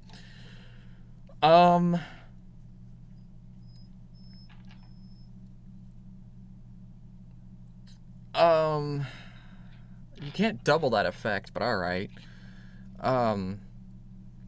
So your body bursts into flames like an ever-glowing torch, ever-burning torch. Who? The paladin. You're so goddamn hot, you catch fire. You can turn this on or off at will. It's purely aesthetic, causes no harm to you, but I will rule it because the ruling of this says no harm to PC. We'll go ahead and say that if you turn that on while grappling, or if you turn it on while in some dry grass, you're the Human Torch. No, Ooh. you don't have the extra powers, but you can catch And fire. I'm a heavy grappler, too. Yeah. Ooh. Alright, what's the damage? Just so I know. D4 of fire damage. It's not a lot. What am I calling it? Call it what you want. You can call it Super Saiyan Red for all I care. Hot hug. Nah, I'm going with the Human Torch. I like that. So that's that. I see that Davin rolled already. 833. So you take a swig. Yeah, absolutely. Give me that. Can I turn that on as a bonus action? As a free action. As a free action. Yeah. Ooh. It does hardly any damage, and fire. Here's the thing. Remember, I hardly do damage. Okay, I hardly do damage. I keep hit twice. 2d8. now. That's Now all I do. remember. Keep in mind. Remember, fire damage is the most resisted damage type in the entire fucking game. If I find it to be a It's problem, something. I could just give the enemy fire resistance. It's not that big a deal. You ain't gonna find it a problem because, honest to God, like I said, I roll 2d8. That's it. Oh, Davin, something in you changes. Oh no. Tell me he's a girl. Tell me he's a girl. No.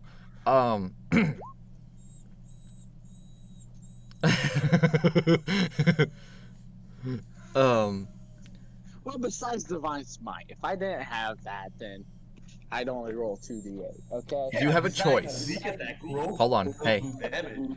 Davin, you have a choice here. Yeah. You can swap out your racial features or some of your racial features for Asmar features of your choice. Or Asmar.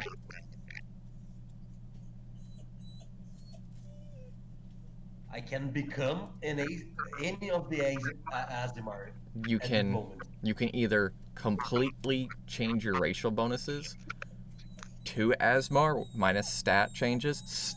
Stop it. You can change stats not included. so racial bonuses there. Or alternatively, you could choose none, but you will now be detected as a Celestial. You're not truly a Celestial, but for the purposes of detection, they will see you as a I Celestial. love that. I love that. I choose that. So you can choose. No, you get both. So you can be detected as a Celestial, and you can of your toys, while being detected as a Celestial, acquire some Celestial traits, which is swapping out one or all Asmar racial features from your human ones. So anything that you got for being a human, stats not included, you can or cannot swap out with Asmar racial traits. On the other hand, I am not human. you technically still are human. I'm a half elf. Oh, you're half elf. Okay, Yeah. so you can swap whatever half elf stuff for Asmar stuff, I or don't want to swap. I just want to be. yeah, I was gonna say it's completely optional. I think it works best with humans. So, all right, and then Okay. 110 for Cullen. Yeah, before I take the shot, though, I'm going to kind of look at it a little funny and look at the queen, or the princess, I'm sorry. See whether she's trying to push me to drink it or not. She's waiting to see what you do. I'll cast Purify Food and Drink on it before I drink it. But You see, that nothing changes about it. yeah, you see a sort of quick, like, purple shimmer around the shot glass for a moment, and shrug and down it. Roll again for me. Oops, that's a D100. Quiet, child. Oh fuck! I hope this doesn't break. Okay, hold on. If it breaks the game, I'm going to ask you to reroll. But if it's roll with it. no, but if it's funny, if it's cool, I'm gonna roll with it.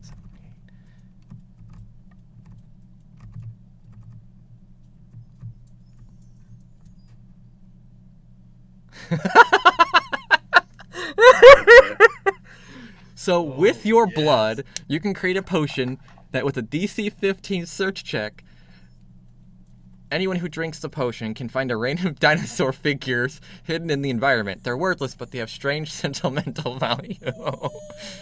So I take my fairy blood, and then somebody else drinks it, and then they find dinosaur figures. Yeah, they find toy dinosaurs. What the shit? Okay, I'm down with that. What the fuck? You have a potion to find toy dinosaur now. You can make with your I blood. mean, I think it's like checks out with the nonsense of like what fairy blood could do. Oh my fucking god. Yeah, I'm a fan. Okay, I'll write that down. Yeah, that's the game breaker one. Well, like there's some big effects on here, like player character's favorite weapon gains a minor beneficial property as per the DMG. That's a big deal. You got that with your fists. Your first roll was the effect is doubled, but I can't double the effect that you have. Yeah, you can. Double effective damage. So you get 2 fires. Well, instead of giving you double damage, I gave you the ability to turn it on or off. Because as written, you can't turn it off, which means You're just fire punch, man. Like Oh my god, that's Totally on fucking fire. insane. So instead, I gave you the ability to turn it off at will. That way, you wouldn't. God, I hear you. That way, you had some flexibility with it. The bottle has a description: Graz's drink of many things. Users are only allotted 5 drinks. Hold on, let me read the descriptor here. The descriptor's right here on the.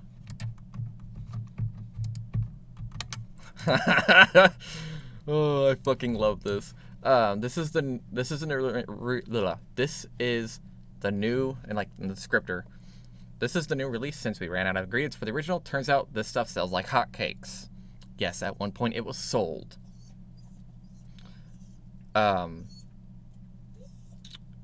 The brew promises every bottle packs an even bigger punch than before.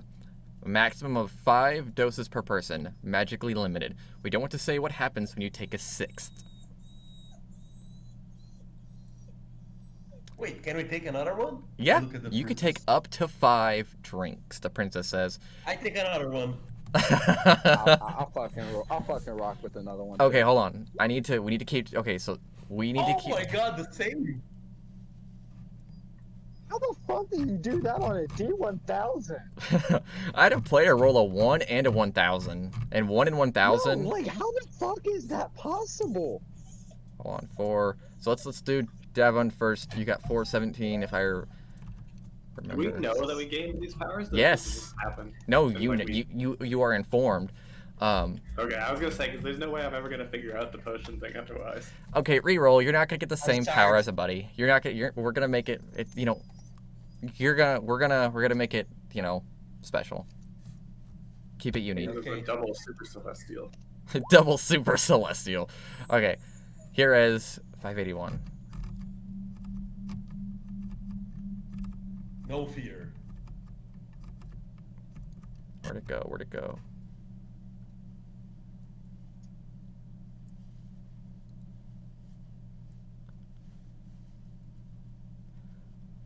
Do me a favor. Roll a d4. Which of one of us? Here is. Roll a d4. Oh, my power. Okay. Devon, I need you to reroll. Oh, just reroll. Nice. Yeah. Here is. You feel something pop into your pocket. Pull it out. It's a luck stone. A luck stone. The item. What does a luck stone? That's very good. It is a very good item. This literal.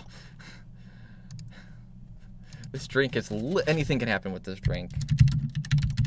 Hold on, I'm googling luck stone. Give me a second. My Stone food luck. delivery just came. I'll be back in 30 seconds. You're good. Saving The throws 96? +1 and ability checks +1. Okay. Ooh. So 96 is what you got. All right. Yep. 96. That's really fucking You drink good it. for me. And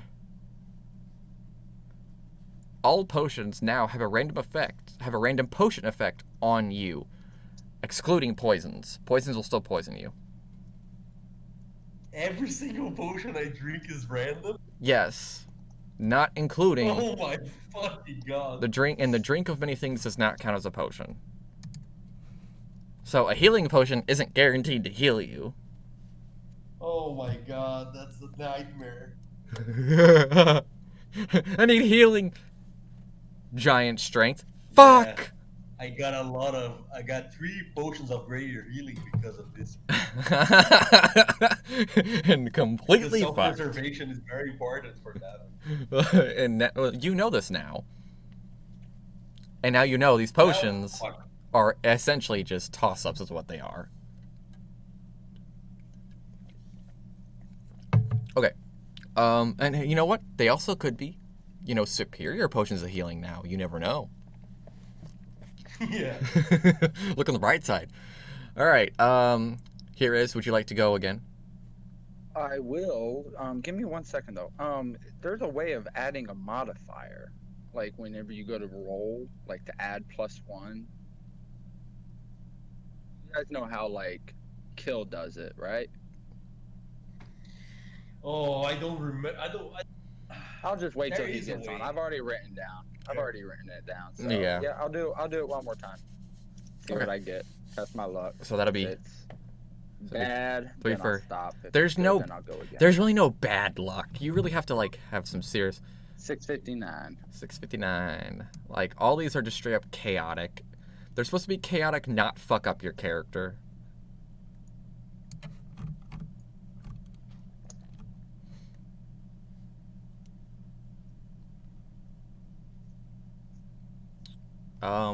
Oh, you feel something tighten around your ring or around your finger.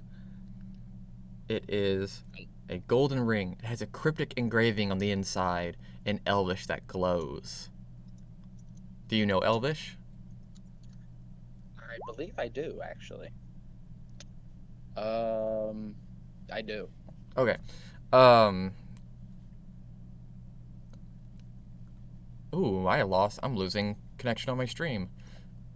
My bitrate's in the red. Okay, good thing I'm quiet. The Elven engraving says, a change of fate can be brought to the dark one. Oh fuck! Hold on. How am I gonna phrase this one? It needs to be cryptic. It's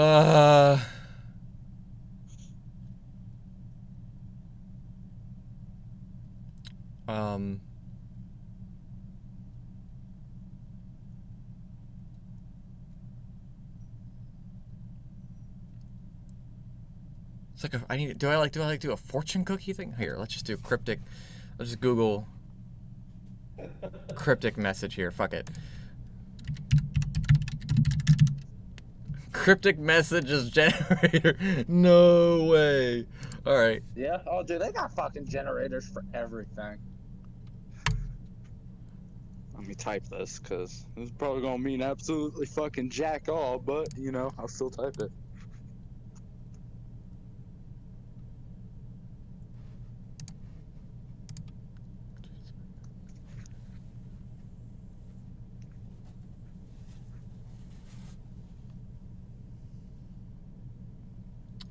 Can y'all hear me? Yeah. Hold on.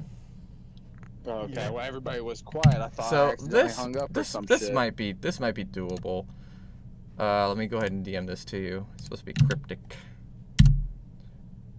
I'll figure. And the best part is none of us knows what it means. But you do know the gold is worth. You do know that the ring is worth 1,000 gold pieces, though. Oh, I'm gonna sell it.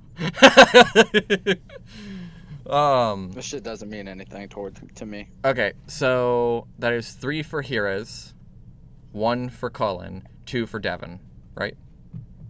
Yes. So far, yeah. Okay. Does anybody want to drink all 5 of theirs? Oh no, I'm So gonna go far. straight for it, man. Does, But I'll wait for Davin to go if he wants to go again. I just got fucked. I'm a little sketchy now. how'd you get fucked?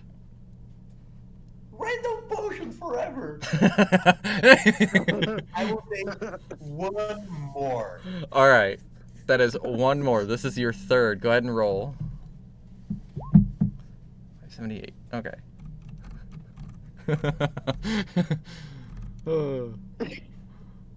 Please be something good. All right, hold on.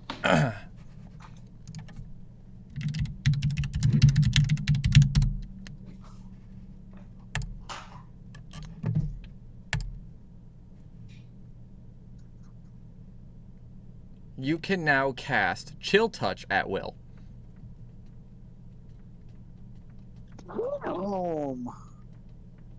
Okay. Alright, I'm just gonna put my 2 in real quick because I've gotten lucky so far. Like they've been pretty fucking good one. So I'm feeling pretty confident. Are you bullshitting? Roll again. Right now? Roll it again. That is Holy awesome. shit. Roll it again. Why? Damn. Damn.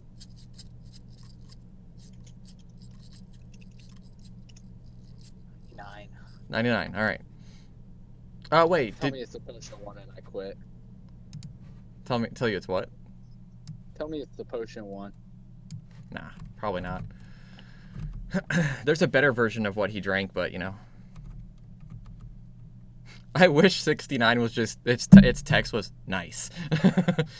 I wish, but no.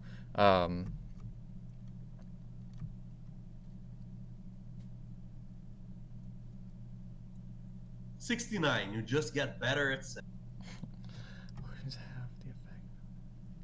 That's the effect. Interesting fact about Jerez. He is a eunuch. Oh, I thought you were Okay. gonna say unit, like absolute unit. No, he is a eunuch. Re-roll because I'm gonna be disappointed. this is not something that I think works with the mechanics already placed in. It works only best if you refuse to take all 5 drinks. So, but you're taking all 5, so go ahead and reroll. And 578 was to learn a cantrip at will, right? Yeah. It was the chill touch. Nah. Because it's the same thing Batman got. Yeah, we're not gonna do repeats. It makes for a pretty boring experience, actually. There's so many effects on here that having repeats just kind of gets boring. 138. All right. You are able to carry an extreme amount of weight, but only on top of your head now. So I can only carry on my head? So, like, you could probably carry an elephant, but only on top of your head. You have to figure out how to balance it on top of your head. Oh, that's Okay. All Does right. it have like a max weight? It's up to me. Okay. I think, we're going to say 5 times your max carry capacity. That's pretty fucking big. So calculate your max carry capacity, times it by 5, and that's what you can put on your head. So if you can fit it into a bag of holding and put the bag of holding on your head and balance it out properly, you're good.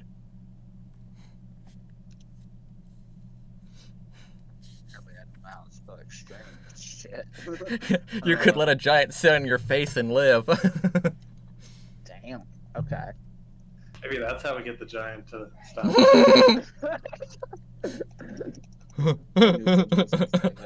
Alright, last one. Boop. There was an error in my formula.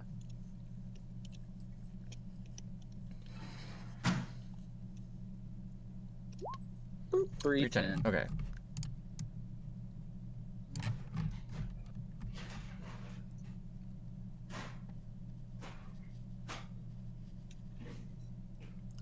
Oh, fuck. I gotta do math. Roll again.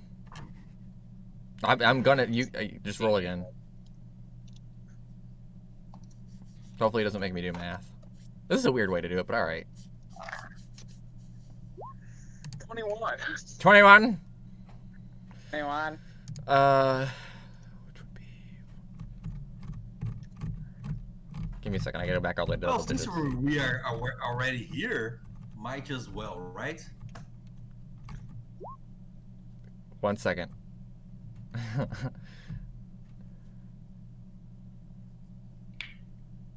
Uh, 92 and roll- 979. roll again. This doesn't make sense. The 42 is you earn the adoration of a clergy who believes in a prophet of their religion, but you're already a high-ranking paladin. You're already a rank paladin, and your word pretty much. You said 22? I rolled 21 though. Oh, 40. Okay, never mind. Hold on. Let me just go straight to the 21 then. Yeah.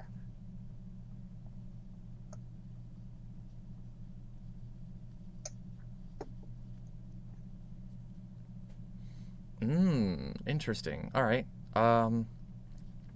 There's a +3 dagger. You gain knowledge of a +3 dagger being a +3 dagger, a very powerful +3 dagger, being in the city of New Unity. And you gain a vision of it being in the office of what looks to be a black tiefling with a kobold servant. Black female tiefling with a kobold servant. Would I recognize that? Being somebody who's lived in New Unity for quite a while. You didn't live in New Unity. That's Yeah, I did. Oh, New Unity. New Unity. New Unity. Okay, I had to think. I Yeah. had to think about something. Okay. New Unity. That's where Grand Castle is. Or on the Grand map, right? Castle is, yeah. Okay. But you see inside of a manor, a small manor, on a desk, this +3 black dagger. It's very powerful. You know of it. Your choice to chase it or not. Alright, and that is, I do believe, all of your effects. I kind of look at the princess. So what does happen when you drink 6?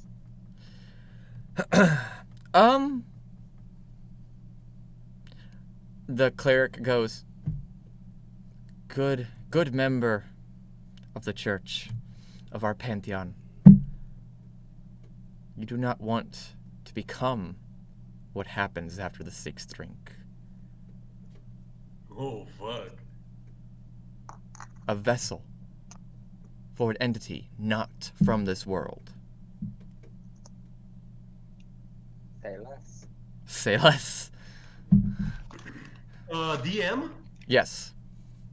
I rolled my final 2. Okay, let me go ahead Roll a 92. and a 979. All right. 979. So I am celestial. My potions are random. You can dodge unreasonably well, but only outside of combat. You got those That's mad 92. Yeah, you've got those mad reflexes, but the moment you get into combat, they all fucking go. They're out the window. Oh, that's I great. love it. So if out of combat I tell you to dodge a shoe, you'll be able to do it. Oh, that's funny. Does I he could have say done this? the- Does he tell everybody this? I don't know. You ask him.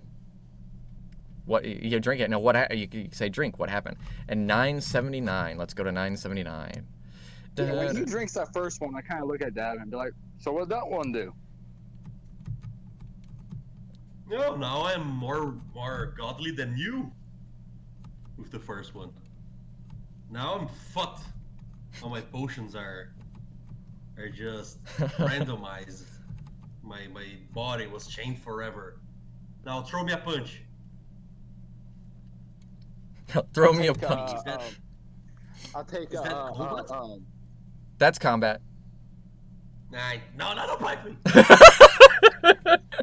I swear, right as he says, punch me.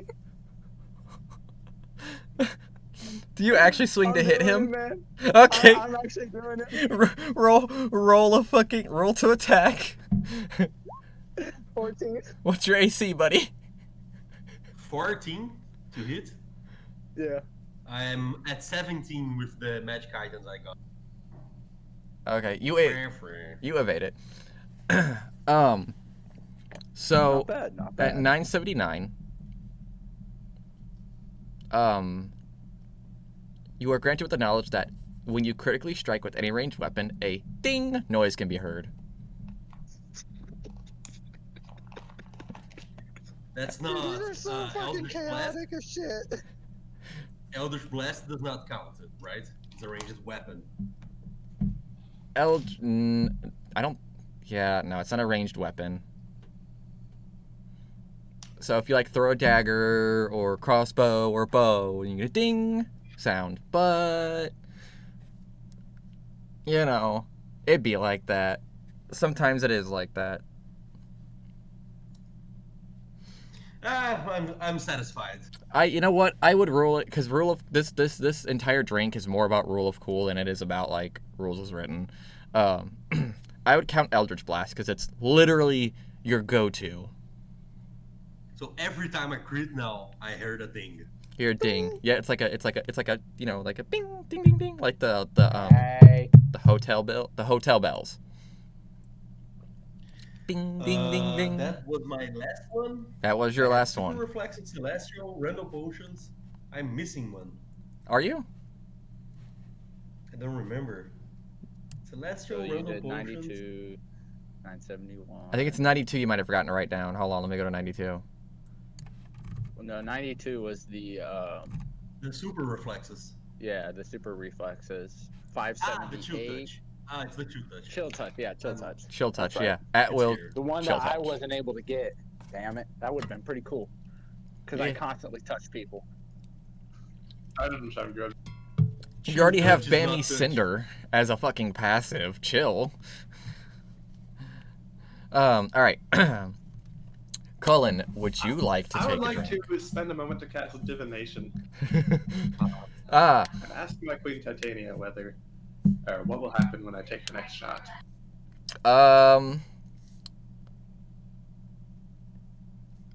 she looks at you, fuck around and find out. It's a good time, don't worry. She gives you a wink and then turns off the divination. She It says clearly. I technically have to answer truthfully. They can't say just like fuck around and find out. Oh, they have to answer truthfully. Well, if they have to, she says, "I'm not sure. but it's a good time. Many adventurers have a good time with that drink. And if anything wrong happens, she goes, "I have your back." Has to mean if the effects are removable via remove curse or greater restoration. Uh, For the princess, I'm sorry. that completely. She says that completely depends on what happens. Alright, well, She says these new gods. I don't know what to tell you. alright, let's do it. All right, are you gonna do all 5? Or are you gonna do the other 4? I'm What? just gonna do one. You're gonna do one? All right, how many have you done total? Is that 2 total that you've That's done? my second one. First one is dinosaur figurines. Yeah, that was fucking great. All right, go ahead and roll. 351. What'd you get? Oh, I rolled it in the Eladrin server, that's why. So what'd you roll in that server? It was 351 because I keep rolling D100s from here. 351. Okay. And we'll say that 99 if you want to do it again. It's a D100. Yeah, I rolled the D100, not a D1000 for the 99. 351. I'm gonna give you the option to re-roll this, but I will tell you what it is. Player character begins to use third person to refer to themselves. If this breaks your role play, go ahead and re-roll. Yeah, it's just gonna be too confusing and forgetful. I don't want to do it. That's fine. Go ahead and re-roll then. 280. This Never entire been- potion's about never rule been of cool. At least when I DM with it. So 280.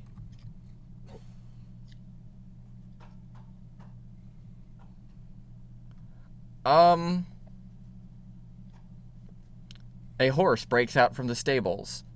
It is pure and white with a golden mane. It comes out to you. And it speaks to you telepathically.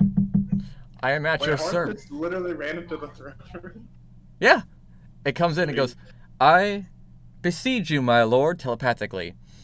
"I am a hornless unicorn, aka a really very intelligent horse. You now have a smart horse I don't that know. you can't fucking ride." Cause you're so I'm small. gonna set up a whole fucking camp on the back of that horse. You set up an entire fucking camp. Okay. You have the services of a hornless unicorn. Essentially, your horse is it's Mr. Ed. Do you mind if we pause right here while I take out my dog? Yeah, I can feed my dogs and take them out too. Cool. All right, and you can think about, Colin, if you want to do, if you want to do 3 more drinks or not. I was thinking I might have Puck drink one of them. Oh, he gets 5 all on his own. Oh shit. Yeah, give me a second. I think of him as like a pseudo NPC thing that's like an extension of my character because I don't want to make like too many mechanics surrounding him. Like he's not supposed to fight or like do anything useful other than just like provide interesting role play for me to yell at him.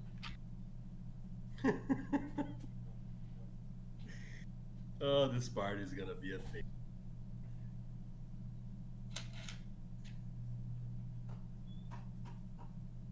Smart horse is pretty good though. I'm down with that. It fits thematically too.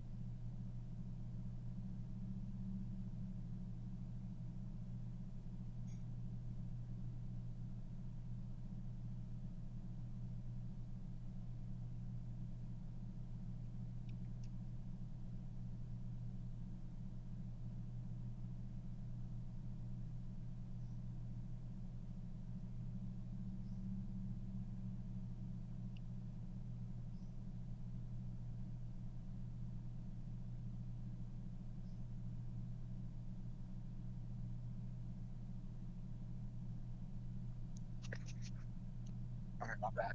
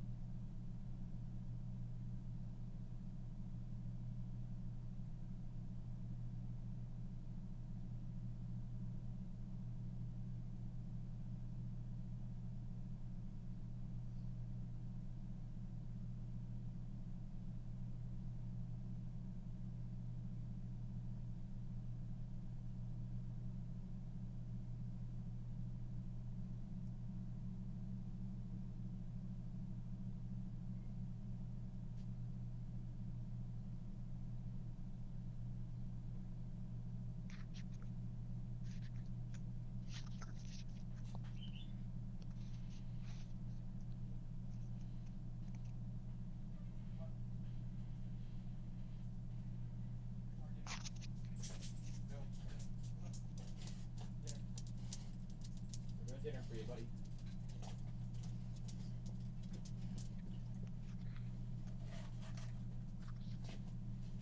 You guys hear me? Anybody in here? Like, fine. Nope. Fine. Nope. Yes, I I'll can't give hear you you, dinner, nobody's child. here. Hold on. I know. You're excited. You're fat and you're happy. You're Wow, don't talk to me like that. That's rude. I gotta say, guys, I'm getting a kick out of this party. This is gonna be a fun one. Davin might annoy the shit out of me. Not me, worry. but out of Huron. That's the point, though, right? The pilot's Yeah, supposed to yeah. be one that's fed up with the rest of the party and has to keep them on the Ew. straight and narrow. Don't cough on me. Nasty ass dog.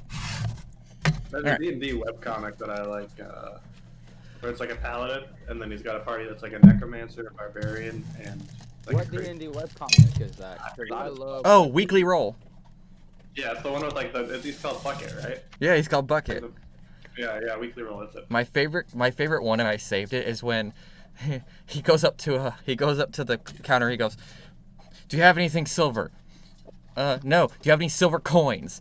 He goes, No. Are you aware that we're under roll? werewolves with a fucking Sock full of silver. yeah. That's so fucking good. I love it. So, what was the last? Did you roll again? I did not. I got the horse and then we left off. Okay. Um, Did you want to I was roll? gonna have drink one and then I think I'm gonna be done. I don't want to risk it too much. I will say there's very little like genuine risk of your character breaking, because if I run into something on this page that breaks the game or rule of cool, there's like 5 out of the whole 1,000. I'm not too worried out of character, but I think in character he's just like being from the Feywild. He understands the dangers of rampant chaos. Yeah. And So therefore, he's not too into it. He's gonna try to like do a little bit. okay. Okay, well, Okay, so this comic. I'm sorry, I don't mean to interrupt, but this comic, it's not based. There's a TikTok guy that I follow who like acts these out. oh, you mean the guy who does the Skyrim things? Yeah, You got like the black eyes and shit. yeah. You're Does talking the about. voice acting for the stupid barbarian, and then the rogue. Yeah, okay, I know. I know this. Okay. So Yeah, one more D100 for Puck, just because he wants to get in on the action. you want one for Puck? So Puck is drinking, not you, right? Yep. Okay. Like he can get combat stuff, he's just never gonna use it. Be warned, he might get a class. Well, at one point, one of my players, I was playing with, he gained his class switched to the wizard, and my buddy goes, "You're a wizard, Harry!" Fucking the whole table died. Just right then and there, they just fucking fell down to the ground. Puck harbors extreme distaste for sailors. I can't imagine he was a huge fan of them before this either, so. Just for some reason now, just don't like sailors at all, actually. And I gotta figure out a way to write that down because that's not like a character flaw for me even.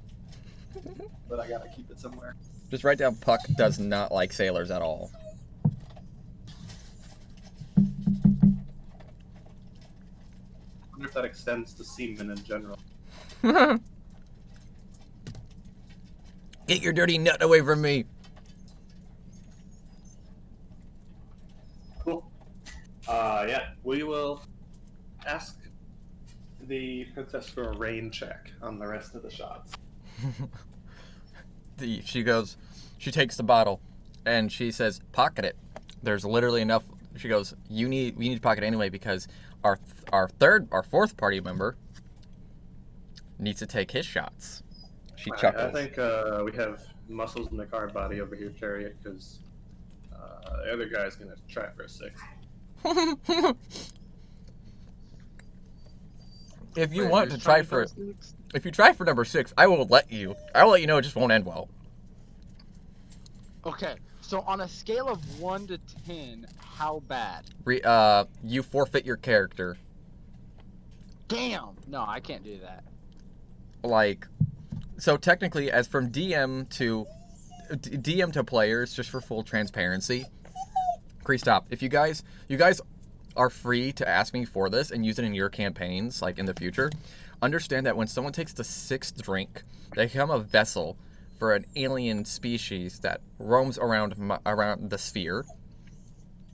She goes from planet to planet, finding a new host body because on her world, she was a scientist, and then she was experimenting with certain things, and she then is a parasite now that takes over hosts' bodies.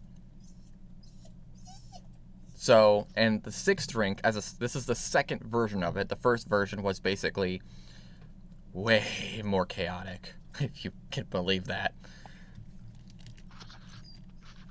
And so then my buddy revised it, and in canon, that alien lady, helped Garage remake it to be more commercially friendly. And the second brew, which is what you guys are drinking, has a chance on the 6th drink to keep people from just... It's an incentive to not keep people drinking it and drinking it and drinking it and getting all 1,000 powers. You can only drink up to 5. And honestly, it's gone by so well. Okay, so the question is it 100% chance that you will get taken over? Yep. Or is there a percentage? It's because it's a side effect of drinking too much of it that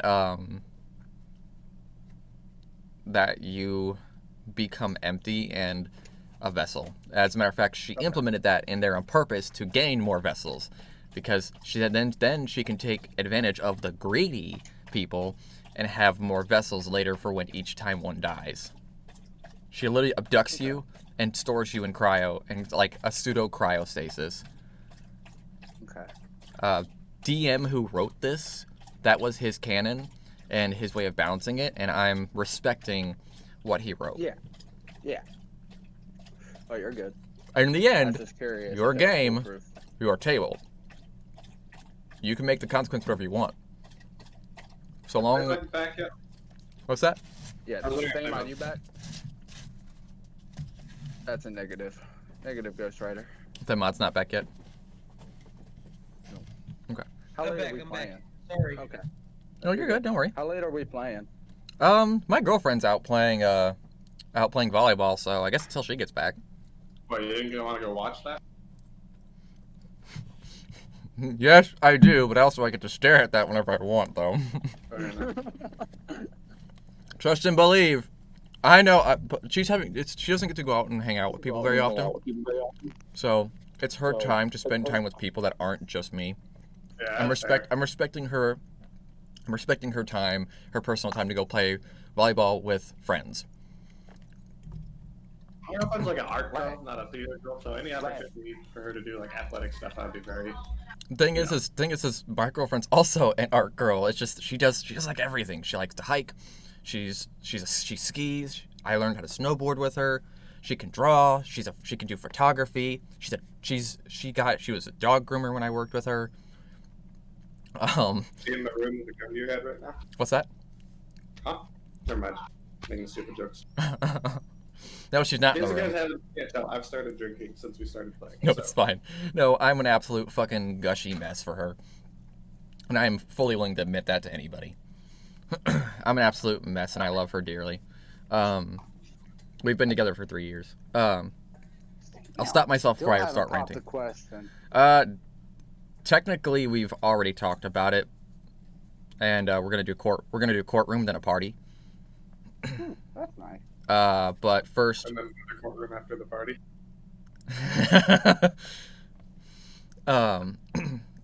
and then what we're gonna do, I first have to get my student debt cleared because we want to buy a house. And the consequences of getting married is that your financial problems become my financial problems, and I don't want to burden her with my student debt. Checks out. It's not a lot. It can get cleared in a year. But Must be nice. yeah, well, it's what I get for dropping out, is having less debt. Anyway. Anyways, all right. Oh my god. On the road. Oh my god, Jacob. Here's something I think you do in the kitchen. PC can intimidate food into being cooked. Can intimidate food into being cooked. Intimidate food into being cooked. Yep. Wow. I'll sometimes, like, I've had All I this. do is just flex, and it's just cooked. Yeah, I will literally read this. I'll take like 2 minutes to read the fucking list and just scroll through it, and I'll find new effects every time I look at it. That's awesome. All right. Alrighty. Anyway, so she looks at you all and goes, "Are you done having fun?" Yeah, there's some peculiar potion you got there. I mean, I've heard of it, and being an adventurer myself. Because yeah, it's a good time, isn't it? It's an interesting Question for you though, Yeah, sure. What? and I'm gonna need your help remembering this. When I took it the last time, I gained knowledge of a dagger. Mm-hmm. And this dagger's in New Unity. Uh-huh. She looks at you with not as enthusiastic as a face. I give her the description of what I saw, and I ask her if it reminded her of anything. Not in particular. No. I haven't done much policy making with New Unity. They mostly keep to themselves. They're pretty, I don't know. They play by different rules, but not to the point where they're non-negotiable. Very well. Before we set off, I do have one last duty to do, and that is to give my lieutenant control of my platoon. Control of your what? Before we set off, control of my platoon. Yep. So before we set off, I just asked that I stop by my church real quick. We're going in the morning, by the way. Perfect. Bright and early. All right. Alrighty, so let me go ahead and delete some assets.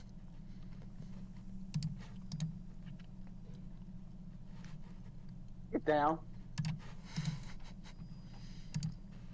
Bastard. And then let me add in. Do. Go lay down. Go lay down. Is it? Go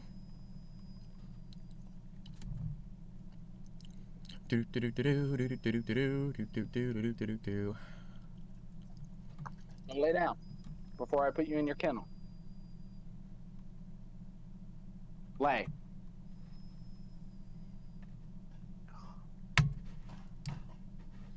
Okay. All right. So, you guys That's- set off. Bad. Not listening.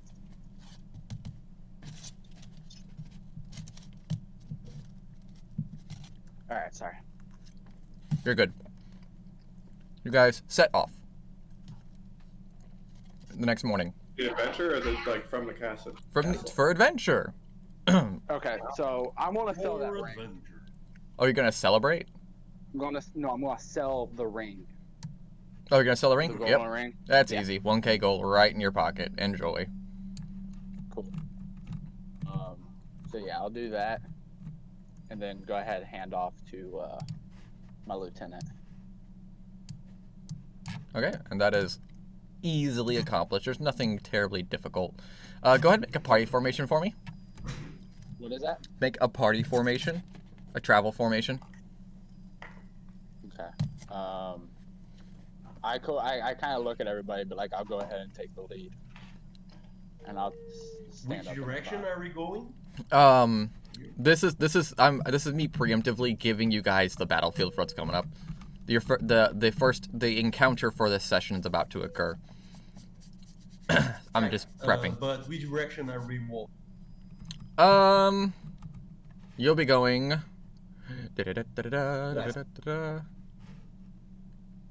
Yes, west.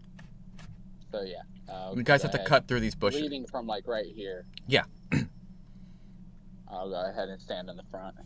And the eyes, so I stand right behind you, watching that ass. All right, let me go ahead and pull up this. I need this. Hold Let me be in the front since I'm like tanky. I was in the front. Do I have a troll asset that I can pull out by chance? I don't believe so. Are you just bringing out some mobs? I'm bringing out a boss mob. You want me to hop in as GM? Set it out? Yeah, if you want to pull me just a troll. Because that's... Give me a second. Alright, I'm gonna stay in GM mode just in case if you need anything, okay? I'm not Alrighty. looking at anybody's sheet. Don't have to worry about it. It's all good, man. I have so many secrets on my sheet. I'm actually a Naga, not a Fae, and I'm about to turn on you and eat you. Well, okay, that escalated. Unless I Alright, so could just find troll. I'm actually a bard. So you just want to troll? Yeah, You just want to troll? throw a troll in there and I can do the rest. So, who was it? Give it a second. Oh, I have Give it a second. an ability that allows me to give somebody 1d8 to their initiative roll. And I'm going to give that to myself right now, just because I don't know these fuckers yet, but I assume that once we understand your capabilities better, we'll pick out somebody to give it to. Alright. There you go. Okay, thank you. I have a talisman. I have to give this talisman to someone. The princess is going to battle, right? We'll see. Hold on. Hold on. So, So this I'm is gonna me. give the talisman to Cullen because my talisman needs to be hit the person, and I think that I mean, roleplay wise, I would give it to Heiser. Okay, so I'm going to clarify this. You guys don't know combat's about to happen. I'm just making sure that I have the area set up. Just give me your walking party formation. Yeah, but that's something I would do at the start of the travel because it's something. So, what are you giving her? I'm giving Hires. I'm giving him a talisman. A big boy, come here. Hey, big boy, come here. What are you giving me? I have something for the folks that stand on the front line, and I hand him. It's like a brooch, right? A round thing with a creepy symbol. I don't know if you understand the language. What language is it? I believe it's Undercommon. No, I don't. So I give it to you and say, this thing can do things. When you fail a save, and when you are in danger, when you have to do better, you can use it. What's it do? And mechanically, you can add a D4 to your abilities or your saves when you fail any of those things. And you can use an action to teleport to my location And I don't think I have that yet because I'm level 10. So no, that's the thing. Okay. D4 to ability or saves. Gotcha. Yo. It was just whenever, or do you have to pick a time and like use it a certain number of times? No, he can use whenever. There are some effects that I need to be in range with him, but not all. These are just because he's using it. If I was using it, I would have the benefit. It's one of the pacts from the Warlock.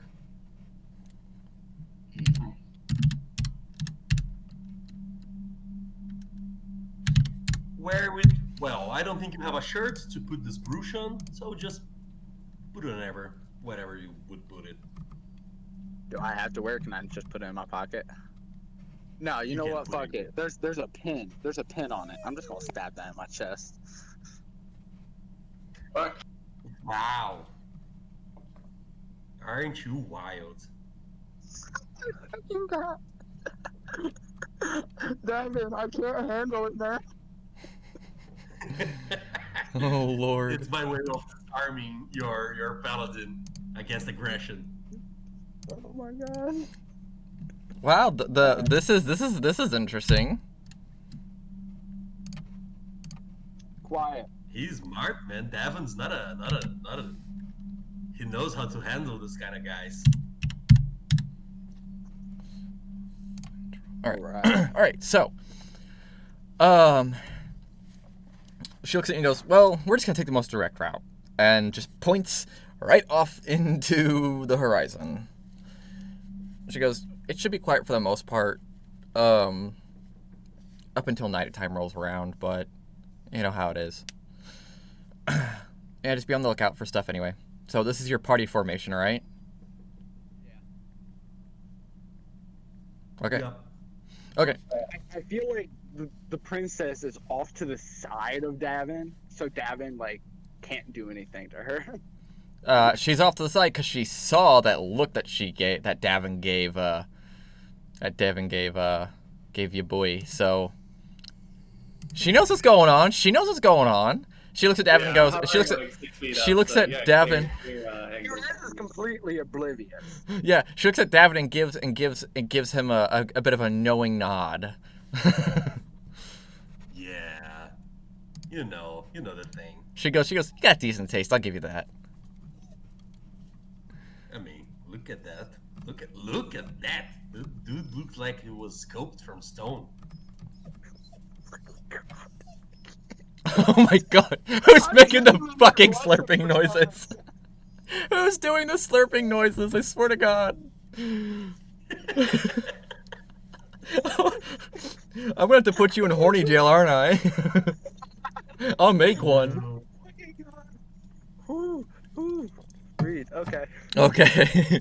So, as you guys are traveling, those of you who are more magically inclined, being Davin and Cullen, you guys feel a darker natural magic, not evil, just not innately good. One second, let me read this description on the duo that I got going. Okay, so I just like to point out. So he gave me that brooch, which is a D4, Mm-hmm. and I automatically get bonus to my saving throw equal to my charisma modifier Yeah. when Yeah, it you're comes not to gonna fail saving that. throws. Okay. So, you guys come across, because you're taking the straight shot there. There's gonna be more danger, but she says she wants to see what you can handle. You guys come across a skeleton vine troll. So take a troll, make it bare bones, and cover it in foliage.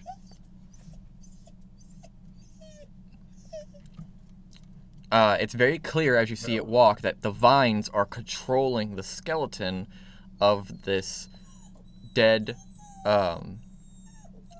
troll, and it is in fact not undead. It's very clear because the vines are moving and twisting. Stop! No. Eat your dinner and you can go upstairs. It's very clear that the vines are the things making it move. The vines just kind of stretch and pump in a way that forces the bones to move. It is holding nothing. It has sharp, long claws, and its jaw is slack and unusable. It seems to be walking Well, around. Princess, we found our trouble that you wanted. And it looks over, and it stomps and shambles, as if a warning to step away.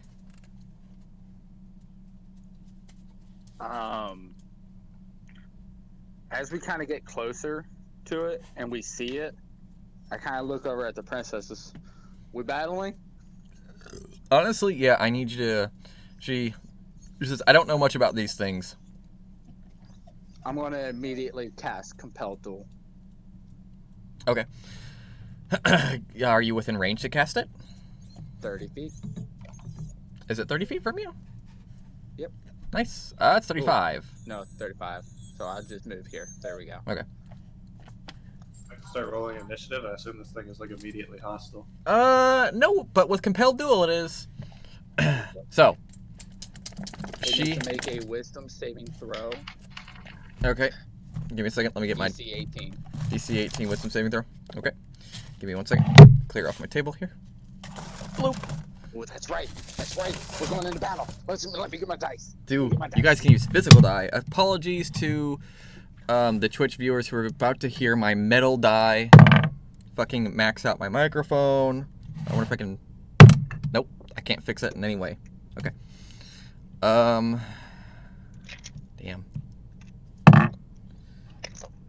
Wow! Oh, I'm so It stoked. fails. Yeah. So it is compelled to do. Here, I'll post it so you can see it. Yeah. Boop, there you go.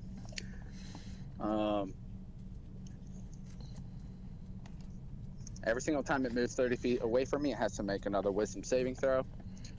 It's not gonna. Everybody roll for initiative. Fuck, how do I do initiative in this? You want me to do the initiative roller for Nope, you? let me do it. Okay. Don't hold you my gotta learn hand. how to do it. What's my initiative? Is this my initiative turn order? Okay.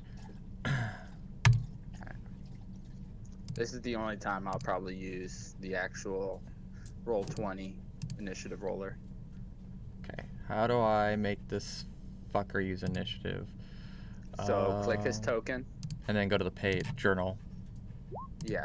And And then then there's the little character sheet, button. initiative. Alright. Woohoo! I rolled Oof. a 6. Oh, it's a 6. Okay. I rolled a 5 plus 1 in my dice, and I rolled a 6 in the initiative. I don't need to correct it. Alright. Alright, and it's gonna be, So Lane, I'll go ahead and just add yours in. Cullen. Oh yeah. Colin. Yeah, it was Yeah, you did 16. 17 because yeah, we had the 1d8 for being the Twilight Cleric. Stop, because for child. some reason, 17? Jeez. Twilight gives you initiative. No, she's. Pick a comfy spot and lay down. Alright. Mind your there own we go. business. Alright, so, initiative begins. The skeletal vine covered troll. I will automatically do the Human Torch since that's a free action. Yeah, man. Let me give viewers. I still Yeah. think you have to do that on your turn. It's not like a legendary thing. Right? Yeah, it is on your turn Oh, okay. Okay. That's fine. to go super Look, Saman. I don't play as a PC, guys. This is like the first time in forever. All right, so we're gonna go Y'all ahead and will have give. to- Welcome, correct man, on to a this lot side of of the shit. table. So viewers, those who are watching, this is what they're fighting, but I don't have the proper token for it.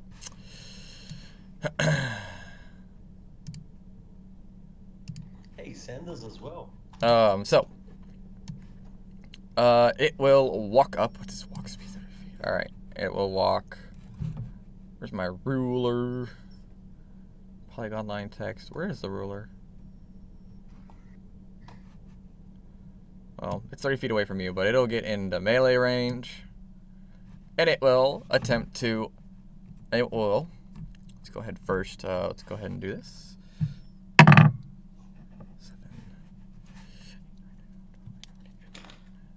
7. What's your AC, buddy? 24. 24. It does not hit you the first time. And then... And you're not wearing armor? Nope. And so it takes... Oh, hey, this thing has way more than I was about to give it.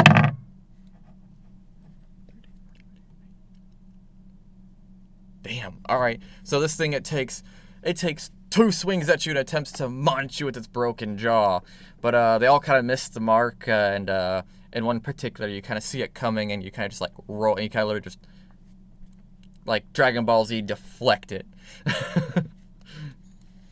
Why can't I change this thing's health to be higher than what it is, and AC higher than what it is? Here we go. You can. You just gotta go into the tokens. What's the I got it. So on the token, okay. You got it? You're good? Yeah. Okay. I see.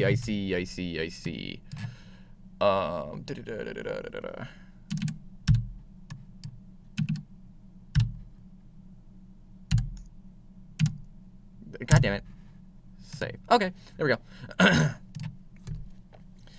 Alright, and that is its turn. This might not be as hard as I thought it was going to be for you guys. Trust me, but I have backup. Go ahead, and it is now Hira's. Alright, Hira's. Being the Human Torch, free action. I just imagine you going We'll Super make- Saiyan. Oh, you could choose the color of the flames too, you know. They're gonna be normal flames. Okay. This cookie. Okay, hold on a second, because there's something that allows me to actually grapple. I have something that allows me to grapple something a size larger than me, and I'm trying to find it. Is it the grappler feat? No. It's, no, you can normally grab. Yeah, you should just automatically be allowed to grapple it. Okay. I know what I'm you're gonna talking about. take 2 unarmed attacks. Yeah. 27 to hit. You hit. Alright, and it's going to be radiant. Radiant damage? Yeah. Huh, what the fuck? Hold on, let me double check this. Huh. Alright, are you smiting him? Yeah, sorry. I am. Divine Smite. Okay. Wait, so where's the rate? Wait, so you got 6 bludgeoning from hitting him and then... 7. Because Okay. it rolled pretty shitty. Okay, that makes sense. So you got bludgeoning. Your weapons aren't magical, are they? I'm trying to think. Huh? You just punch, right? It's no. See, that's technically not magical. The Divine bludgeoning, no, Smite but the is. radiant, yes. Okay. So And at the same time, I am on fire. So does that give extra damage? grappling only. Okay, that's fine.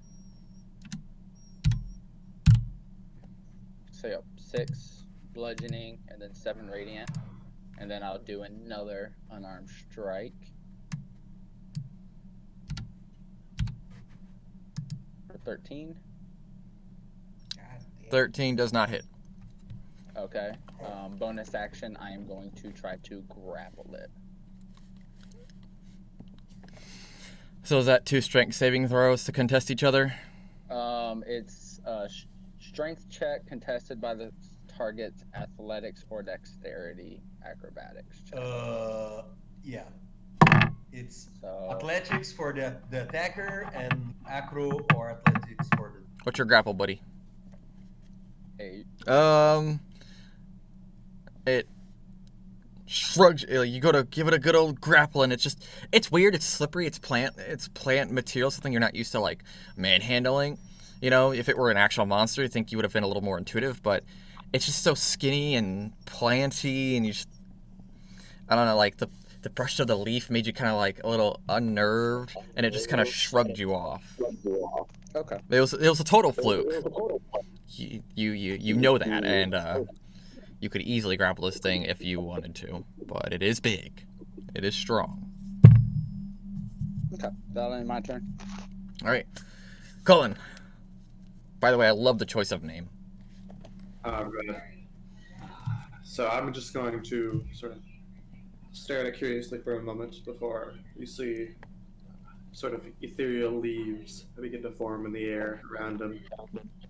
They begin to sort of dissolve into a thick, dark, purple-black mist before swirling on us. I'm going to cast Bestow Curse.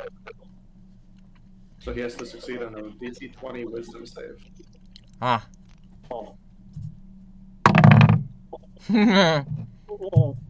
Does not succeed. So on a failure, he is now cursed and has to make a Wisdom save at the start of every turn, otherwise forfeit his action.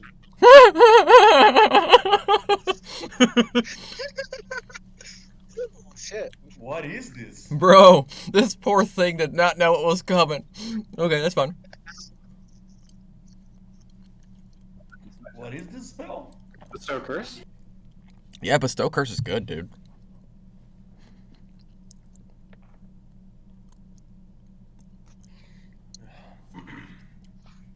Is it me? You have not rolled the queen, or not the queen, the princess. Is she staying out of this? She's down on this. She wants to see what you guys. She's literally sitting on that log, and she goes, "All right, boys, let's see what you can do." And she's kicking her feet, and she's clearly very calm and very confident, and really doesn't feel bothered. Yeah, there's the description thing, if you were wondering. That's fine. I appreciate that. Yeah, it's a touch spell. You Fuck me, it is. Okay. Yeah, it's a touch I spell. fly up, sort of like dancing around behind Perez, sort of dart in and touch him before flying back slightly. You got a melee range. That provokes Yeah. attack of opportunity, doesn't it? It does. It does. Yep. All right, he's gonna take attack of opportunity then, if you choose to back away. Just to make sure. Disadvantage. That you understand, I believe disadvantage. Not that it needs a disadvantage, because apparently I'm rolling like dog shit, but So you choose one. So I didn't choose the disadvantage. I chose. It potentially wastes its turn. No, it's disadvantage for him Because of because the he duel. has. I have compelled duel, all right. So 8. and so when he attacks somebody other than me, Yeah. 16. Does that hit? Does not. I have an AC of 21. What the fuck is wrong with you guys? Oh my god. Lightning Shield is 20. Oh, this is One great. shield is 21. This is great. 21. 21. All right.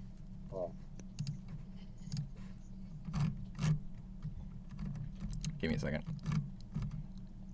All these cleric spells are new to me. I'm not familiar exactly with them, so I'm kind of going through the list and trying to see what I can do. Okay.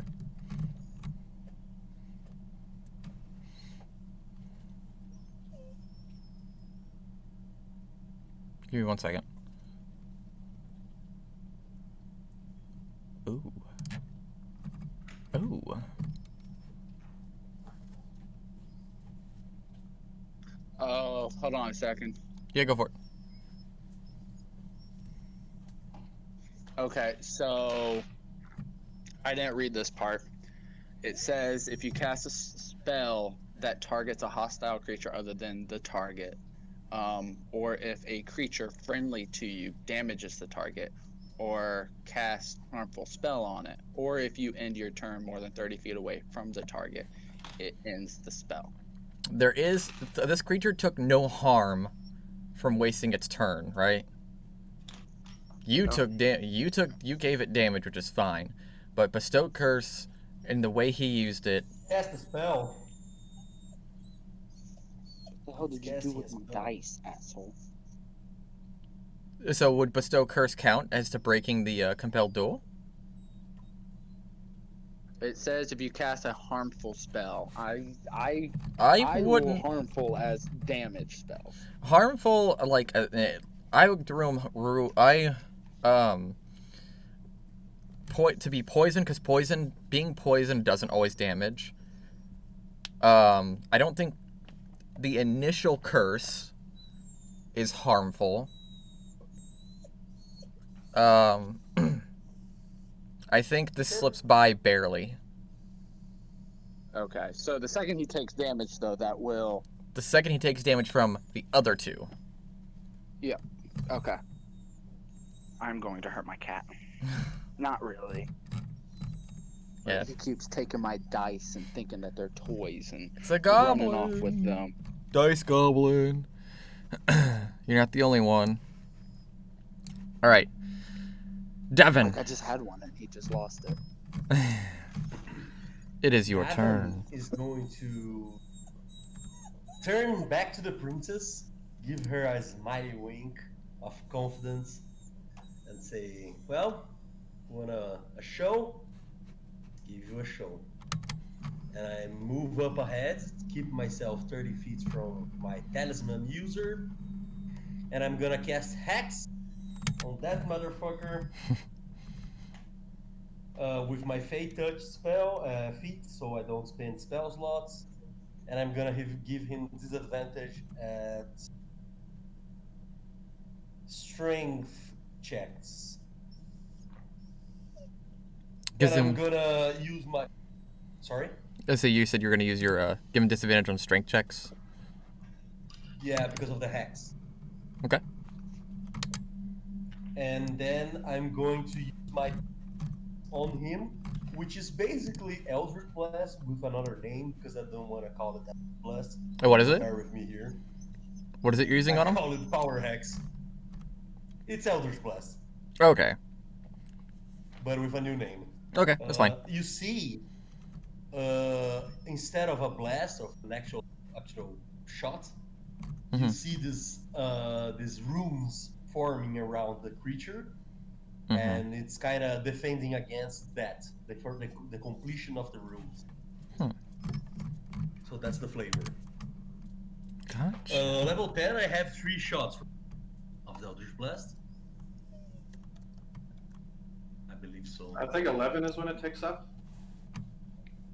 Yeah, 11. So that's just 2. Okay, so I'm gonna shoot him 2 times. That is a natural 20 and a 16 natural. So what we hear which is we hear plus 10. ding. Oh yeah, the ding. Oh fuck. Well, that's ridiculous. I fucking hate it. Oh my god. So I'm gonna roll the crit damage. Do I roll twice or do I double?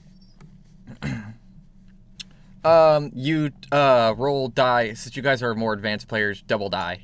Whatever dice you rolled for damage, you double it, and then there. So roll So twice. 3 double to 6 plus 6. That's 12 in the first hit. Force damage, and the second hit is a 9 plus 6, which is a 15. Oh, and both those hits have hex damage. One of them is doubled. That's 5 doubled to 10, so a total of 22 on the first. And the second one is 15 plus 3, which is 18 total. 18 total to hit, or I rolled the 2 hits already. Was 26 total to hit, the second one. okay. So what's your It was a total? 16 natural. Okay. So go ahead and give me your total damages, so that way I can just crunch the math. Or There's necrotic and there's force. Do you want me to separate? Nope, it can't resist any of that. Let me double It's check 20 though. to the first one, plus 18 on the second one. 22 and then 18 damage. That's 40 total. Yeah. Alrighty. So the curses form around him and just suck the life energy from him, like wither literally the plants. His health is, because it's only funny because it's a meme, is 69. Nice. Nice. Nice. Nice. And That's my turn.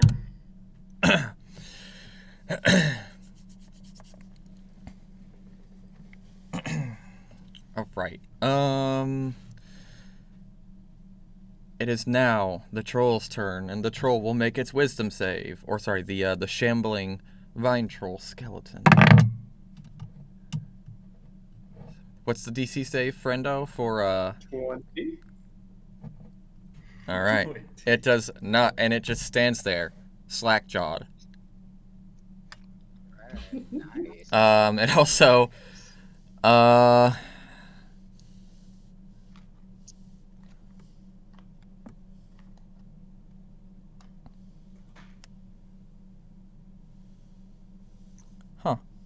interesting. Something weird, something happens, and it just stands there slack-jawed. Let me double check. I'm checking for an interaction here. Hold on. Hey, quiet. Well, it's sort of standing there. You see the sort of thin marionette line of Yeah. myths going to Yeah. home fans. The vines on it have grown significantly weaker and shambled. How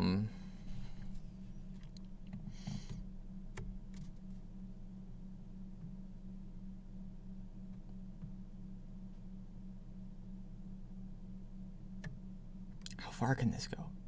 Okay.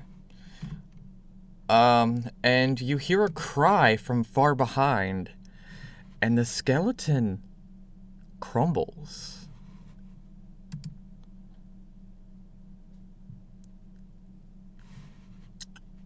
Crumbles. The troll crumbles. Yeah, this troll. It's for all intents and purposes, it's a skeleton of it. It's a skeleton troll. It crumbles. Like the bones fall apart, or they turn to dust. The vines unwrap themselves, and the skeleton falls apart. This. Oh, Okay. you guys didn't even kill it. Something, the vines seem to have died before. Seem to have died. When a moment ago it only was just ready to fight. And you hear a cry 30 feet out. Do I see anything? Oh, that's way more than 30 feet, sorry. You hear a cry more like 60 feet out. Hold on, I'm trying to... And you're gonna hear it. Or so, well, there isn't much cover. You hear it come from south, or yeah, below on the grid. Let me just get a person. We can do this. We can do this asset. And barely behind these bushes, which, you know, technically I think they're So I feel my connection with the hex completely lost. You feel a connection to what? To my His hex hex. curves? To your hex do you feel it's completely lost? Is that what you're asking? I can transfer it when the creature hits 0 HP. So I don't feel the creature curves anymore. I guess what happened. Let me try and explain what happened here. The plants receded. Yes, they did recede. Did I see them, especially being like up front? Did they like crumble apart, or did they just move off to wherever the source was? They started to retreat, and then you notice that as they left the body, they began to die. You can actually see, now that you guys aren't focused on fighting, you can see the vines stop and then begin to wither.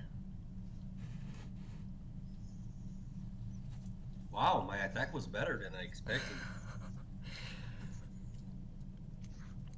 Give me 1 second. I need to read up on something. Just in case. But you see what looks to be an adventurer. They don't seem to be too terribly, well equipped. Shh, quiet. Um.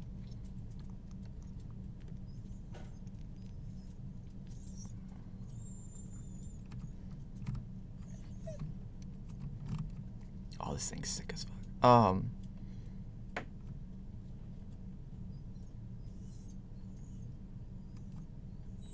Give me 1 second.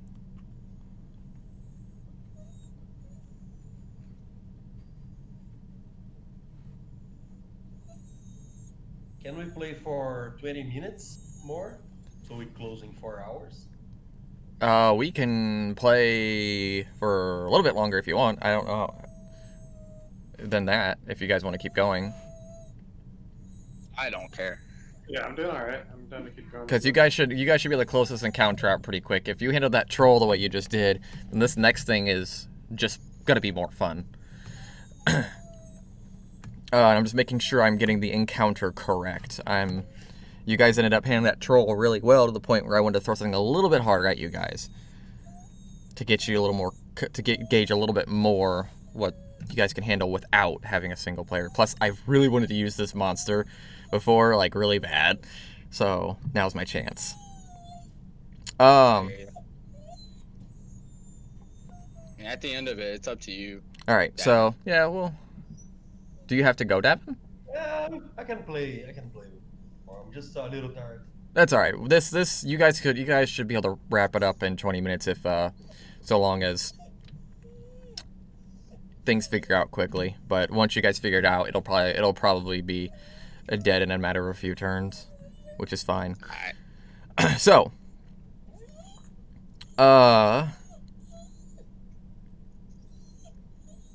you see what seems to be an adventurer over here, and they're like, "Help! You wouldn't believe what's over here." I'll run across. Yeah, I'll run across. I kind of look back and tell everybody to stay back. I got this, guys. I'm sketched as hell. Does this person seems legit? Right after this monster appeared and vanished?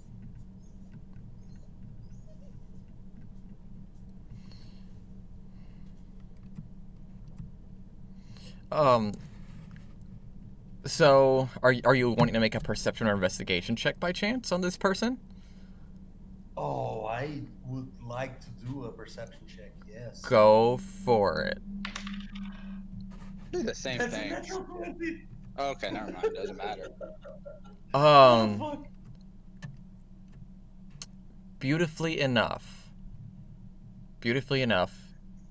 you catch a glimpse of something. This person is a person. Clearly, visually, audibly, this is a person. You smell something, though, coming from him. It smells of sulfur. Did you want to get closer and make an investigation check? Or you, who is close, do you want to make an investigation check on this person? I imagine to make sure they're okay. Yeah, I will. Okay. You both can. Careful there, big boy. I got you. If you 14. 14. Let me see here.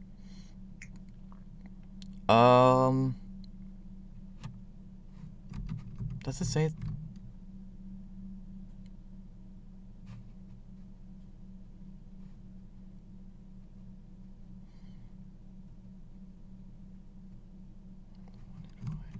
All right. You don't notice anything. You smell the sulfur, but you don't notice anything weird about the guy. Oh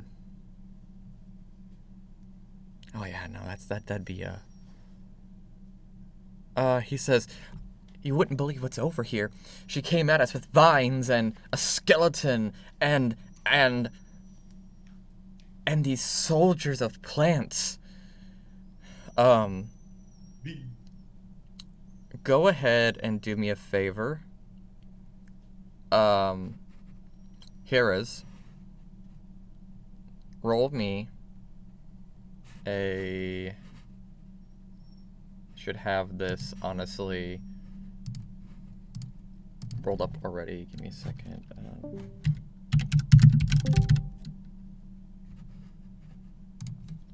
Give me a Hey, second. can y'all hear me? Yes. Yes. Okay, I don't know if you were talking because I lost connection. Okay. What you're gonna want to do me a favor. You're going to roll a wisdom saving throw. All right, plus the 4, plus Oh, the 1, fuck. plus 7. So 4, 5, 7. That's what? 7 plus 12 to it. Oh God. 29. 29. All right. Oh wait, no, it's a D4. It's a D4, isn't it? For what? The D4 is only if you fail. Okay. So what's your total? Give me a second. Let me read this. What's it called? It's called Aura Protection, right? Equal to your Yeah, you plus get a bonus of 3. your charisma. Plus Yeah. 3. So it's 27. 27. Okay. You just realized that this person tried to charm you. Immediately. Yeah. I'm going to go in for 2 punches. You're going to go in for 2 punches. Okay. Go ahead and go ahead and make your attacks. 18. 18 hits. 13 bludgeoning, 10 radiant. Enough. The Oh, why am I brothers. doing that? Let me do. What? I gotta remember to keep rolling my dice.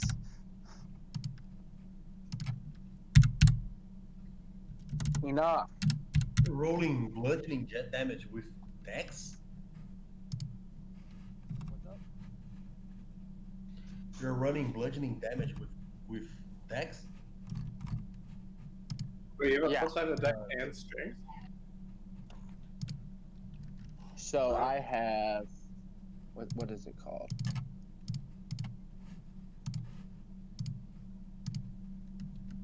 Yeah, there's something that allows me to use dexterity instead, and I'm trying to remember.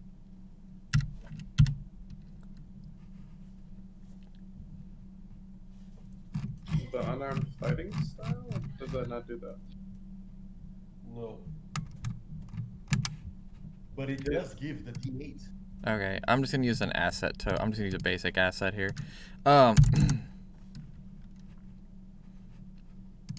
Does... I mean, you have a plus 5 to strength though, too, right? Yeah. So it's a kind of a moot point.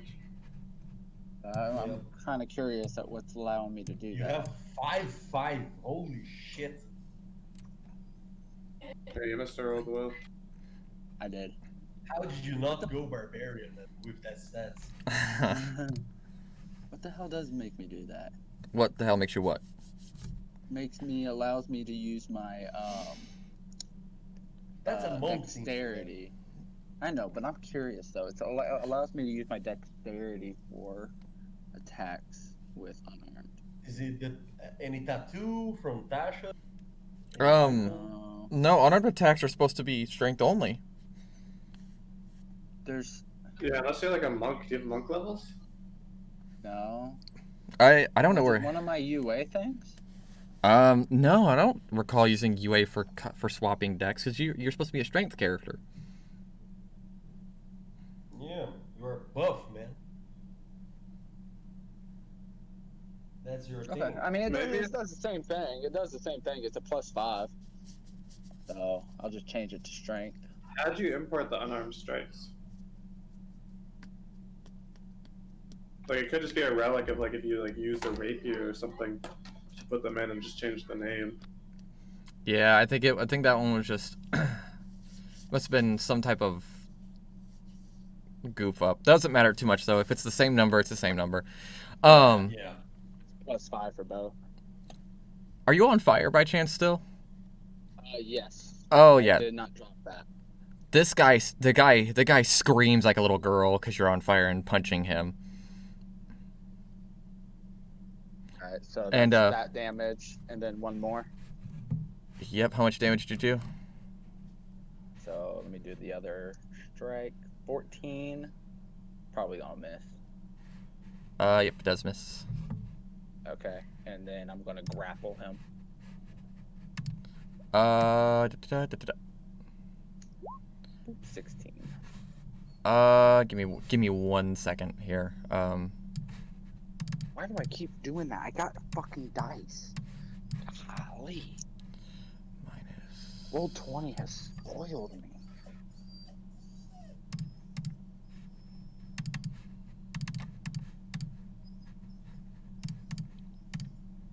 Okay, and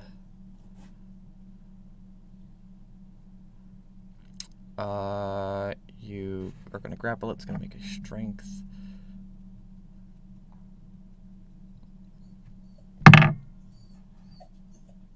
What's your strength say? All right, it fails. You grapple it, and it doesn't feel like a person. A woman appears, seemingly quickly out of nowhere, gasps at you being on He takes fire. 2 fire damage. Gasps at you being on fire. Both flinch at the fire damage. And she goes, "What are you doing? Don't hurt him." And the man screams. I hold on to him.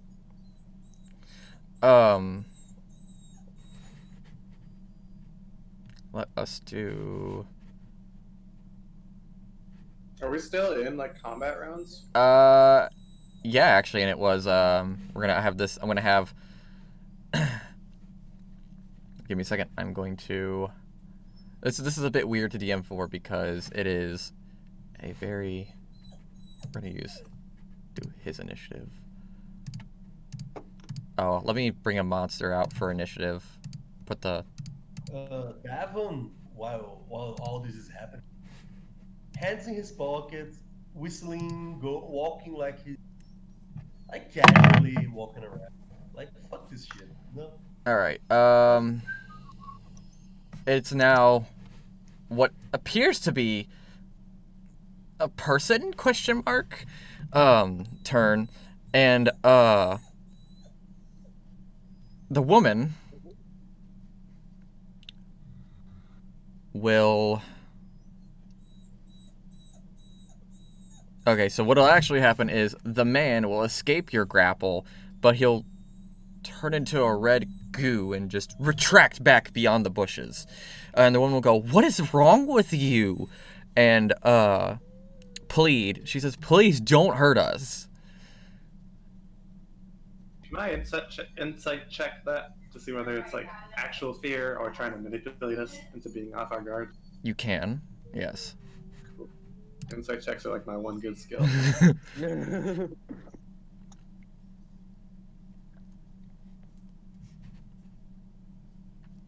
There is fear, but there's still hostility. But would you expect any less? That's true. Alright, we're gonna go with the non-lethal option. So then. I recognized the fact that I was trying, like somebody tried to charm me. Yeah. I know that. You're gonna So make then another I wisdom still- saving throw. Piece of cake.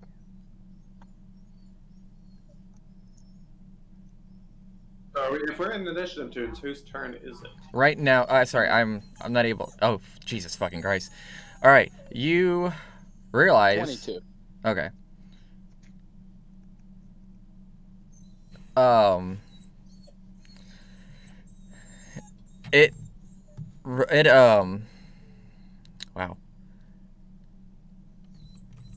Stop. Hey, quit crying. It retreats. The woman turns into a red string of goo and retreats. Afterwards. The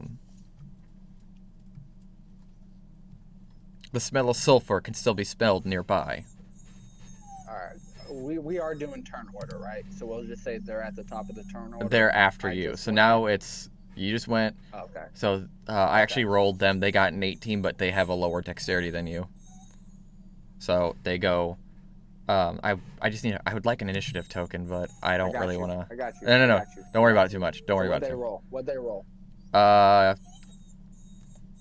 They got an 18, but they're gonna go after you. They're gonna go after you. So 18, and then 17.5 or something. Yeah, 17.5 or some shit like. Yeah, that works. there you go. Oh damn! What the fuck? All right. I'm just bad at this apparently. So You're good, man. You're still learning how to use Roll20. So, Cullen, it is your turn. The man and the woman, I'm going to move him over here, and the woman have disappeared completely, turning into red strings of goo and retreating off into the distance. And you can hear in the take a distance. glance at the princess. She shrugs it. See- Go ahead. I wanted to see what her reaction was like. She shrugs. Oh.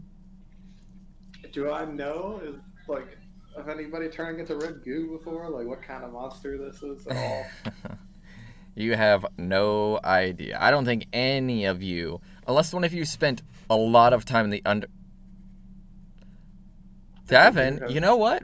Make an intelligence saving throw to see if you know what this might be. Saving throw or check? Check. Intelligence check. Because you've spent quite the time in the Underdark. Who's that, Davin? Yep, Davin. Oh, imagine. You have to have. Intelligence check. That's a fat 10. Fat 10. Yeah, you got no idea, man.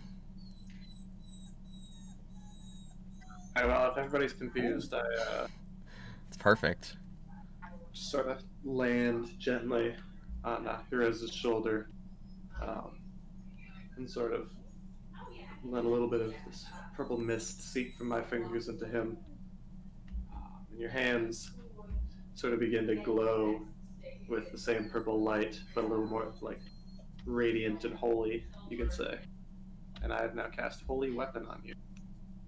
On me? Yeah. I got people to hit people for me. All right, so do not confuse these. These are not the same two people. What appears to be a paladin and a criminal, or sorry, not a criminal, but that's the initiative guy. I'm gonna move him over here. And appears to be what looks like a sorceress. This is different from the other one. I'm just reusing assets. And he says, "Get back here! You violated the law." Oblivion. What the fuck is wrong with you, bro? You okay? Did you hurt yourself? You doing it for attention? Yeah. Are you mad because I'm not giving you attention? Yeah, but Oblivion-style dialogue. Stop! You violated the law! And she just has a sneering complex. The smell of sulfur is still strong, though. You violated the law. Stand down now. She goes, yeah, right. And then runs over. Please help me. He's attempting to look like a guard. And really, he's just a dirty fucking bandit. And she runs over this way. Please help. Make perception checks, everybody. Damn, they got some movement speed. Oh my god, I rolled a 19 plus 10. Wait, you got a 19 plus 10? 20. I got a natural 20. There's no extra modifier to that, but You guys see a red 1 inch thick string of goop on both of these guys. But the thing is like, these are real voices, and this is real panic. So neither of these two things are lying. Stop, child. So we see where those like strings of goop originate from. Very far off. Very far off. Rez, make yourself useful and punch the goop. Read my mind, but it's Davin's turn. Oh, is it my turn? Yeah. Is my hex free to be put on someone? You know what? Hold on, I'm trying to... Your hex never went away. I'm sorry. This is my first time using this creature, so forgive me. And there's not a lot of ruling on it. This one is a canon. This one's a canon D&D 5e book I'm using, and it's just not exactly clear on something. So your hex never went away either. Matter of Like fact. it's still stuck on the troll? Oh, Or is it my free to bad. be His placed hex. on something else? My bad. No, your hex was on the troll last. Oh, yeah, you can place your hex freely onto anything else. I'm gonna play. Do I see the thing? Both of them. You do see both of them. No. Do I see the string on both of them? You do, yeah. The string. They are both connected to their own individual red strings. I'm gonna hex the. I'm gonna hex the lady. Mm-hmm. And I'm gonna say, lady, if you don't start talking right fucking now. Is there any reaction? Eldritch Blast. Both. You just Eldritch Blast. You just So you see actually your hex appear on both the paladin and the lady, and they both look at you. They'll go, "Why? What the hell?" And I'm gonna shoot her. You gonna shoot her? 21 and It hits. Let me ask a question real quick. Yeah. DM real quick, okay? Shield. That's only on self, right? I can't cast it on Yep. somebody else. Correct. Okay, never mind. Correct. So where'd you get shield? UA baby. Weird. So Yeah, no, I get shield from the just so people can Google it if they want. It's the UA version of Oath of Redemption. Huh. Gives me shield.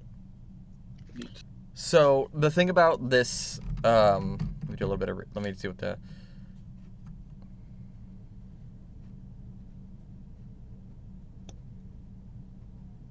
Gotcha. All right. So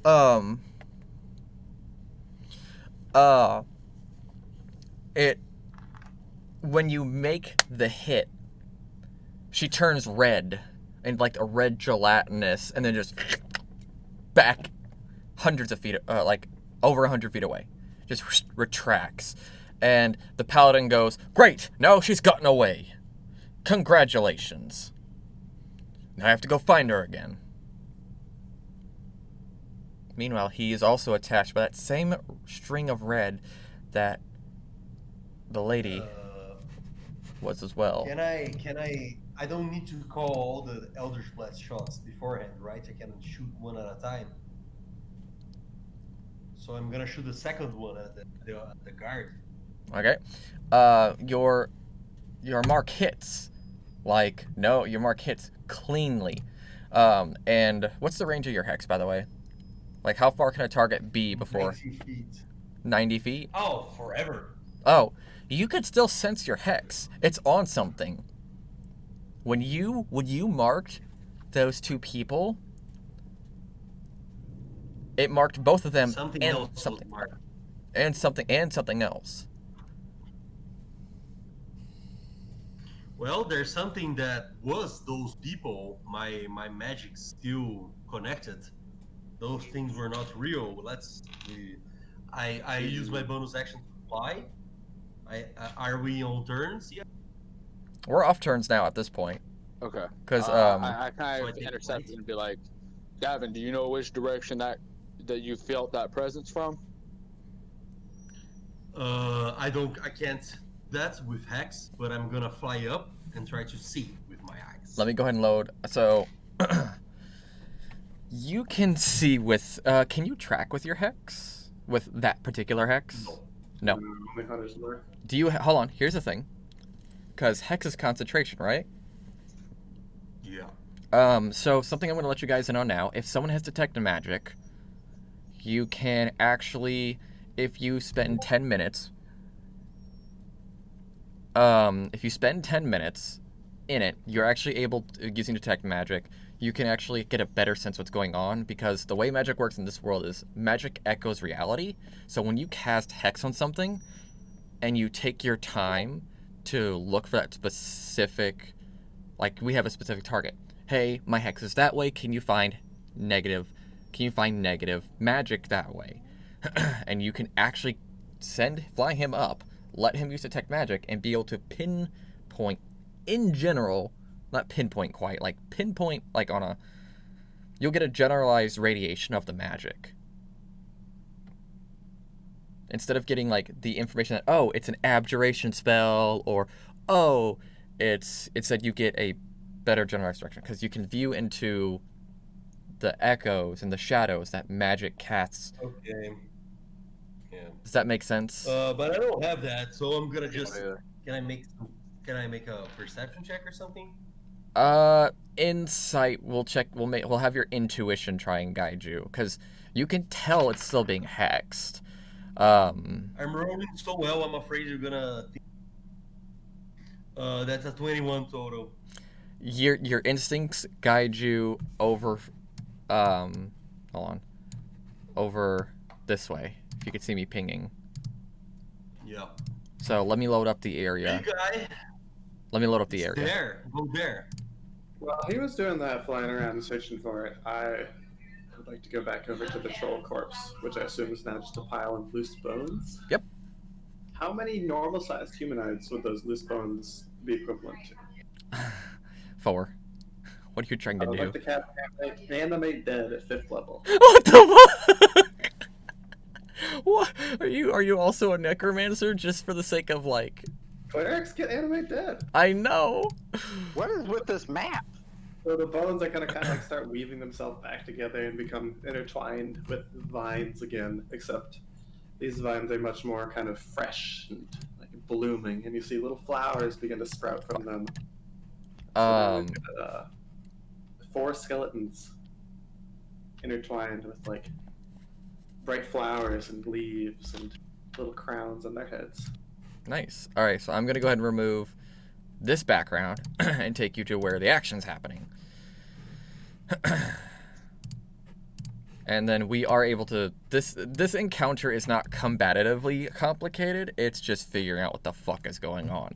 I love it for this. Oh no, I like it. I love it for this. I love the mystery that just so happened to permeate this without my. If I were doing this with my other group, they would be so angry. They'd be so confused. Alright, let me go ahead and make this big AF.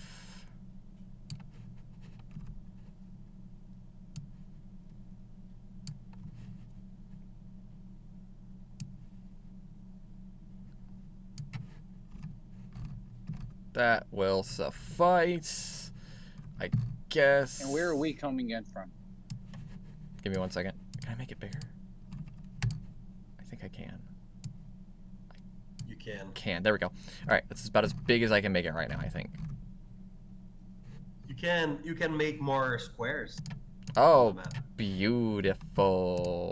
Go to the page You have toolbar. to go to the Maps tab Yeah, and then hit the and settings. click the. Yeah. Hold on. Right Map. now, I believe it's set at 25 by 25. Where is that default. at? Okay, so up above, you see a little blue icon with like a page folder. Page toolbar. Yep, page toolbar. Click it. Settings. Go to the map, and then hit settings. Once you go to settings, a little thing's gonna pop up. It's gonna say width and height, 25 and 25. You can change that to be whatever it is you want it to be. Cool. However, if it's a large map, it will not load on certain PCs. Hit mine. Okay, I'm only going to change one dimension to be that big. That work, buddy? Yeah, no, that's fine. Okay. How do I get rid of this panel? Go away! Gray panel. You gotta re-click on the map. Cool. Yep, there you go. Alright, and then we're gonna expand this.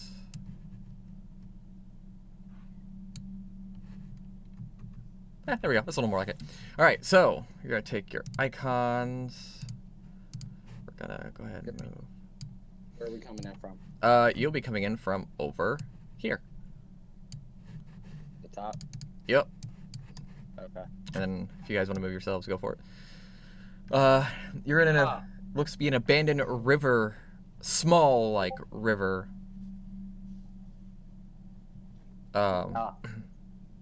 Small river town that's completely not even small river town, just it's a pretty shallow river, Couple of houses. but like one or two, like someone and their husband and maybe kid lived here, but it was a long time ago. And it's that hex. It's somewhere here.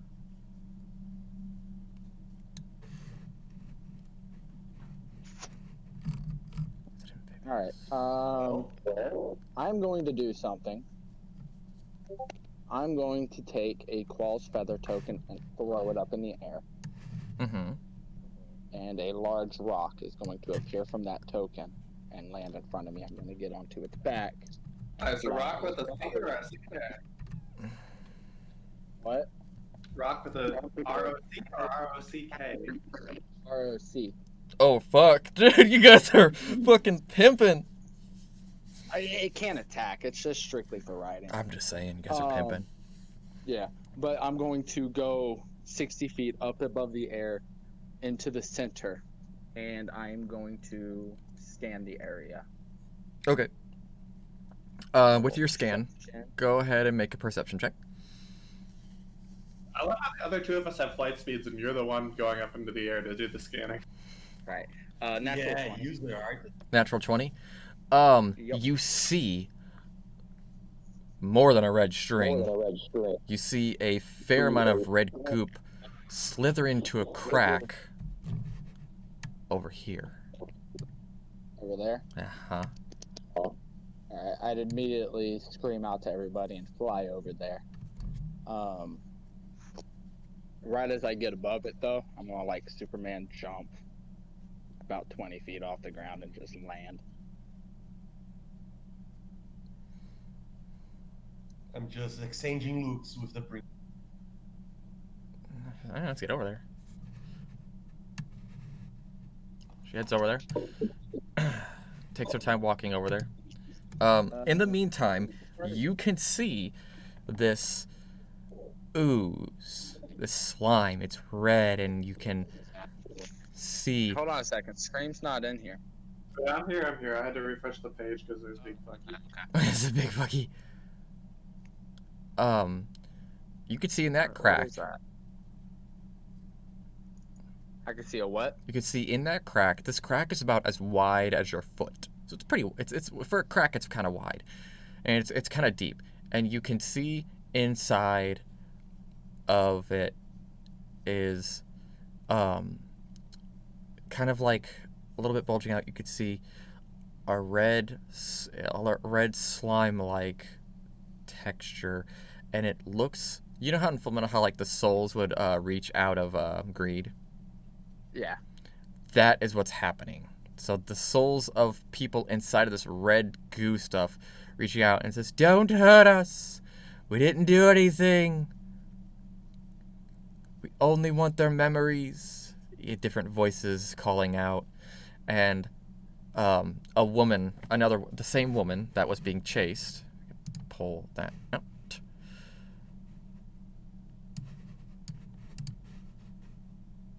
Come on, damn it. Give it to me. There we go. A red string shoots out from the crack and a woman appears. She goes, "Don't hurt us, please." As you're on fire, she's literally flinching and cowering at you. "Please." How deep, like, are they, like, is that main glob from me? Like, how far down in that crack? You could reach your arm in. Okay. Do I feel... Okay, you know what? Here's a great question. And this is going to decide what I do. I'm going to use Divine Sense. Are they celestial, fiend, or undead? I Neither. am celestial. Neither. Okay. Well, that's my action. Well, we're not in combat right now. We're not in combat. No, this is taking a turn for it running for its goddamn life. This is less of a combative interaction and more of a dynamic interaction. I'd like to approach her and What do you mean by their memories? We feed on the memories of those who live. It is how we sustain our life. We are only hungry, only wish to feed. To those. They live, and then they live, and then another red string pops up, another red string pops up, and another red string pop. Come on, give me that. And they all say, they live through us.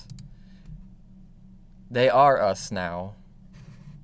That's all I need to hear. I'm going to go ahead and punch them twice, but I'm going to use Searing Smite instead. bonus of 2 on each attack. Your face. This creature's very intelligent. It sees your face and it fucking retracts, and all it is now is it's stuck in a crack in the cliffside, just a free punching bag. Sweet. And Is you that hear like the free voice. natural 20s? No, just free advantage. Because if you get too Ooh, at reckless, advantage. yeah. Because the thing is as you're punching it, it's literally, you hear the voices of many people crying out, "Don't hurt us! No! Ow! No!" Just please begging for mercy. 25 to hit. 25 it hits, and when you Really? go to punch it, it whips out at you with its pseudopod. It said, "I will not go down without a fight, you horrible, horrible human." Hold on a second. All of us just go, "How dare you?" Let's see what happens. Let's see what happens. And So 8, 13 bludgeoning plus 6 fire damage.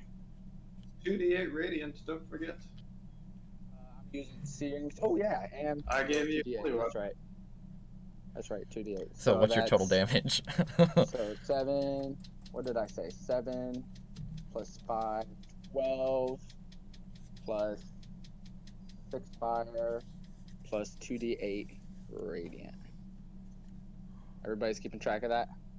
I ain't got enough dice. 9 radiant. So that's 12. 12 bludgeoning, 6 fire, 9 radiant.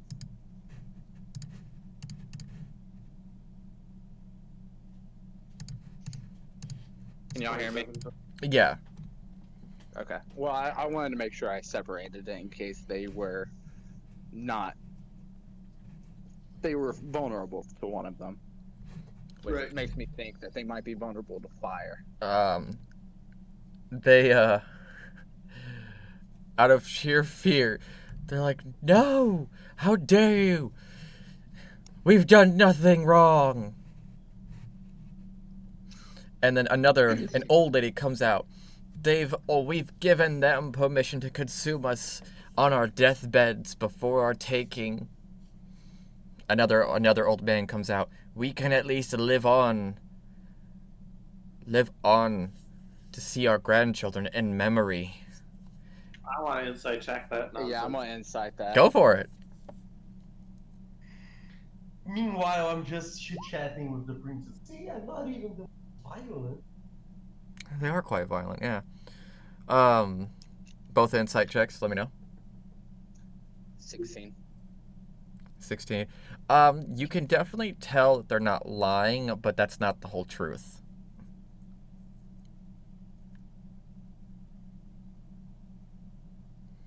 It lashes out at you, defending itself.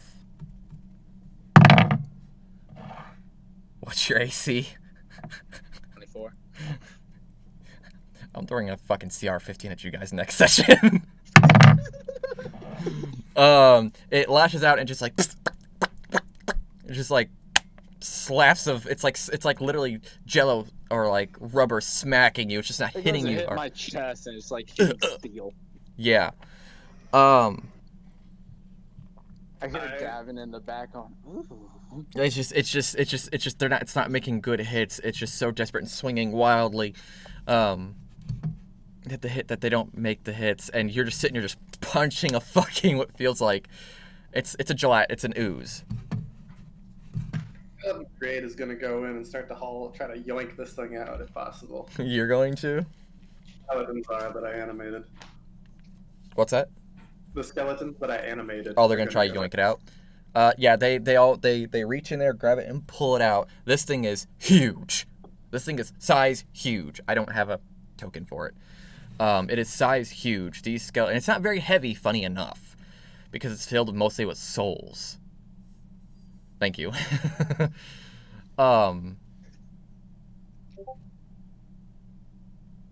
It's filled with Evan? mostly with souls. Would you like to do something, or are you busy chatting? And Well, you guys seem to have it handled. yeah, you boys seem to have it handled. Although I'd say we might want to consider. I've never seen an ooze this smart before. Honestly, I'd like to take it back. I've got a bag we can put it in. There's certain things about it though that does bother me. The ooze literally goes, "Please, anything but death. I've done no wrong. The people asked me to do this." The old lady pops out. "Yes, it gives our grandchildren a chance to see us, even when we're The gone." bag right here. And I'll hold out what looks like a bag of holding. What is it exactly? I'm not until the ooze gets in the bag. What's that? Okay, outside of game, it is a bag of devouring, but it looks just like a bag of holding. Oh my god, yeah. It looks at you all and goes, "Hold on." Oh, I was so close to getting that myself. It looks at you, and one of the adventurer corpses come out, and it says, "No way. We know what that is." Yeah, it's a bag of holding. It'll contain you while we It transport. is. No, it's the thing. not. That is a bag of devouring. And the adventurer's gooey pulls up a you gooey can't tell. facsimile of They it. really look identical in the Yeah, description. They you do? can't tell. It says, Oh, you can't tell? Mhm. Nope. Okay, I thought they had a I mean, difference like- in design. Nope, they looked exactly the same. Okay. Then it looks at you. The adventurer corpse instead comes over to observe it and goes, "You swear it's a safe place?" I swear on my honor to the princess. Looks over at the Insight check that. Go it's for it. Oh, that's a bad roll. What was it? I've got terrible deception. 6, 10. Okay. Yeah. My deception is a 0, so maybe you can figure it out. Roll it. Wanna roll? No. Oh, I have an excellent deception.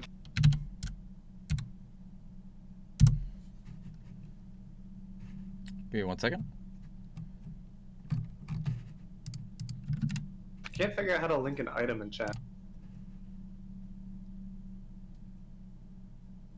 Okay, it looks at you, and another body, an old lady. "Don't you lie to me. I'm old enough to know better. You're lying to me." Surely you've heard of a bag of holding.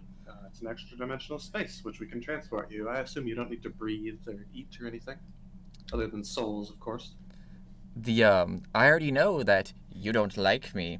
The princess wants to keep me alive. I already know. So I'm helping the princess. And I know that is no bag of holding. Your mind can't lie to me. I can literally read your mind. And another string of goop out to let another person. It's true. How else do we make sure you have good intentions? How else did I know that you would have been No, wisdom save to stop getting mind read or anything? I, 'Cause should. Not with detect thoughts. From what I can tell. Oh, wait, I think I'm reading too deep into the spell. You initially learn the surface thoughts of the creature. So it knows... So, yeah, it knows about as much as I thought it knew. It knows you have intent to harm it, and it knows that that bag is a tool of intent to harm it. It says, I have not harmed anyone who has not requested my services. It's true, says another voice. It is best and most intelligently designed to grab the consent of those. That way you avoid conflict. Please do not harm me. Gotta be honest, I really don't care. We can leave. I got no horse in this race. You guys good? Princess? I kind You wanna of take stop a this second, off? look back at the princess. The princess looks and goes, I want to know who you've consumed. How many bodies can it actually imitate at once? 7 different people come out of it at once, reducing its initial shape by much. And the entire what looks like to be a family says, we humbly have found this slime back when the first ancestor was an adventurer, had made a deal with the slime to keep the memories alive. Essentially a living archive that would never die unless killed. It had the ability to preserve itself. Now that we are all dead, though, and the slime lets out and brings other people back in and lets out a less and more ambiguous form. It says, I still hunger for the memories of those. The family has now gone, and I must feed. I have been eating the memories of animals and humanoids that were not like them, dryads and the like, leaving people and humanoids alone for the most part. Those dryads, were they okay with this? One must do what they must when they are hungry. I changed my mind again. Let's kill this thing.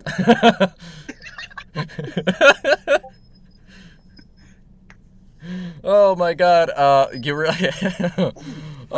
Ooh, I forgot something. What? You, Colin, what was the divine thing that you gave me? Divine Fist, yeah, when you punch stuff, 2d8 radiant, and then I can detonate it if I want. Oh, It literally that was said actually more damage. it That is was just actually more trying to damage. eat. It's just trying to feed itself. Just And you're like, so you know, it's "Fuck you." It's an extra 9 divine smite from my last punch. I'm sorry, that's my fault.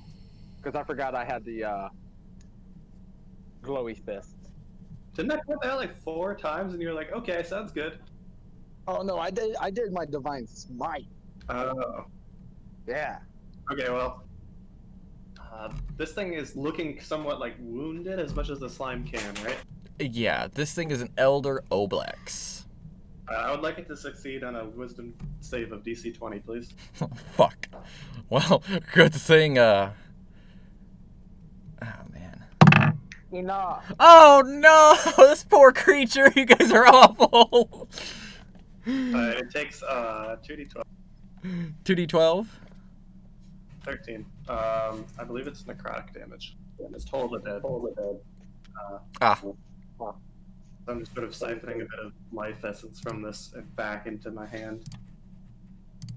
You feel uncomfortable touching this life essence as if it's not the I'm not Oblex's. touching it. I'm at range. I don't have to touch it for this one for sure. Oh. You see the souls of a couple of... You see a soul leave. It says, I feel conflicted. Why did you do this? As it leaves into the afterlife. Another voice. We did not ask for you to do this.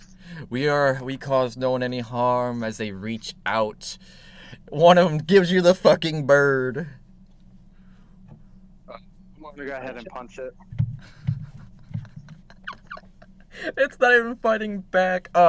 Actually, yes, it is. Davin, do you want to do something? Oh, I still got my bonus action. Okay. Spiritual More weapon. damage. Spiritual weapon to summon a just sort of floating, leafy covered hammer thing. Looks like something warped from wood, essentially. Mm-hmm. And I make a spell attack roll. Hey.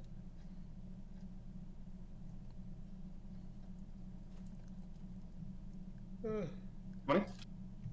20. Oh, Jesus Christ. Yeah, it hits. You guys are beating this poor Oblex. Another 11, and that is what kind of force damage. Oh, good God. Guys, what the fuck? And there's a big leafy hammer of Oberon, if you're familiar with the lore of the Fae. Yes. Sort of floating in the air next to it.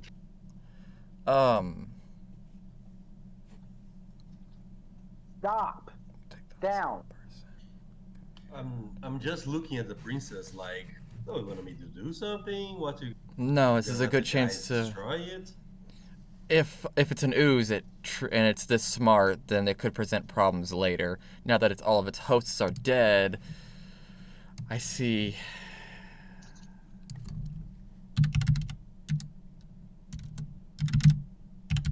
Just say the word. The word. We will see what we do about this. One moment. Wow, love it. Man. You're just trying to get into my lap while I'm on the computer. The creature kind of undulates and then poofs. A conjuration. I don't say it poofs. It clearly teleports because there's a magical residue left behind after it teleports. Can I counterspell? It's a 4th level spell, so sure. My slots are level 5. Okay, so you're gonna counterspell it. Yep. Well, the question is though, I'm like, not done talking. hold on. Here's the question though. This requires no material, and all it needs to do is make a noise. Would you have recognized this spell being cast? Is a fair question. Here's my personal, like, per DM ruling is people, oh my gosh, this dog, is people who are, you know, magically, like, in touch with the weave, they would feel that there is a magic being cast. Okay. So That's that how would... I would roll it. Well, considering that none of you are, like, classic spellcasters... But we are, at the same time, somebody who Spellcasters. is in touch with the weave. That's true, but all of you are granted your abilities. You know what? Just for the sake of making things easier, that kind of spell flies, and you stop it from casting its next spell, and it like visibly like looks panicked. I'll go ahead and I'll do my 2 punches. Yeah, I was gonna say it is. No. Big boy, let's take a moment here. So the princess says you're going to die. Do you have a better proposition for us? You can't eat people. I don't eat people. I consume their memories. There's a difference. What was But the what deal with happens to them when you consume their memories? What What happens to the people? one of the bodies comes out. If they're weak, they might die, but if their constitution is good, their fortitude wonderful, the strong survive. I only take what is necessary and do not prey upon those who cannot handle it. Insight check. Yeah, I'm gonna do the same. 13. 13? I'm gonna do the same. You can't, 13, it's oddly specific, but it works. 18. 18, 23. Yeah, there's no lying being had here. This thing is fearing for its life, and its ways to get out are gone. You guys have backed this thing so far into a corner that it's bound to accept its fate soon. And it's just trying to make sure that Because it's having a hard. Like, this thing is intelligent. It's very smart. It's clearly made a very complicated pact with the previous people that it lived with. You know? I kind of look back over at the princess. Princess, it's up to you. It's very Destroy it intelligent. I feel like or let it'd it be. go. I feel like it'd be disrespectful for us to actually leave this. I feel like it'd be disrespectful of an intelligent creature to not at least strike a deal with it. It looks over the Ublex. Creature, do you have a name? The head shakes no. We do not have a name. We're only called Elder. Okay. She goes, I know somebody who could use you. Actually. Can I keep bonking it with the spiritual weapon? You can. I look, Like, I look back at the princess. I'd be like, Princess, could we use this elder, as he calls himself, for the storm giant, possibly? No. I don't want to get anything else involved. I know somebody who's not above using monsters for political gain. And actually, this could give me a leg up with her. Elder. Unwise to be alive. I think mash it. Go ahead and roll for attack. You're attacking it? Are you? With a spiritual weapon, I'm gonna keep tolling the dead on it till somebody tells or forcibly stops me, I should say, including the monster. Once I saw, okay, oh my god. Okay, so yeah, no, once I saw the princess was talking and trying to make a deal, I would try to physically stop you. I'm Oh. very loyal to the crown. The princess actually sees value, and your spell seems to stop in front of a wall of force. And her hand is already raised. She goes, "Okay, there, Chief. Cool it." It clearly is using you. I What I want to hear so that I can live another day. will be using it. Make yourself smarter than this thing. No. I think of myself as able to take advantage of its desperation at this moment and bring it to somebody smarter than it is and something with more power than me. And a chance to get a leg up on them. I still don't see the value of leaving it alive. It clearly, I feel like some things are kicking in right now. I'm gonna detonate the holy weapons.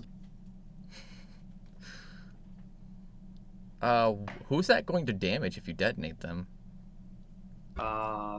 Each creature within 30 feet of my choice. Oh, for fuck's sake. DC 20 Wisdom save, or it takes 4d8 radiant. Half if it fails, or if it succeeds. Which creature's taking the explosion? I'm sorry, DC 20 Con save. The creature, and not the queen yet, anyway. So the creature and me. No, you're not taking it. I can choose you not to have to take it. Oh. Okay. I'm going to counterspell. The spell's already in progress. I'm ending the spell. Yeah, no, he's ending the spell. Yeah. What's the DC? 20. 20. Hypothetically, you could dispel magic on it. It's a 5th level spell, On and you're your a paladin. turn, You yeah. can try. I don't have the spell. How much damage does it take if it fails? 48. 48. The creature dies, 21. but 28 damage. 21. 21 damage. 4d8, not 48. So 21 total. 21. I'm All right. just laughing my ass off. So the creature is wounded once again, and the princess walks up to you and says, "You can cut it out right now." Hear what?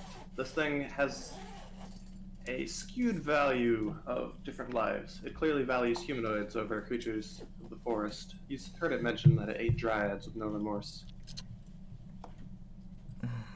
We can These dryads discuss. are more valuable than humans. I would actually argue that both are necessary for the ecosystem and require cooperation. But that is Clearly different. This thing is constructing it. That is a difference between our philosophies. And I'm going to put it... Part of the though. So I said, does anybody have anything to genuinely contain it and not anything to contain it? Almost done, baby doll. You know what? I'm actually going to do something.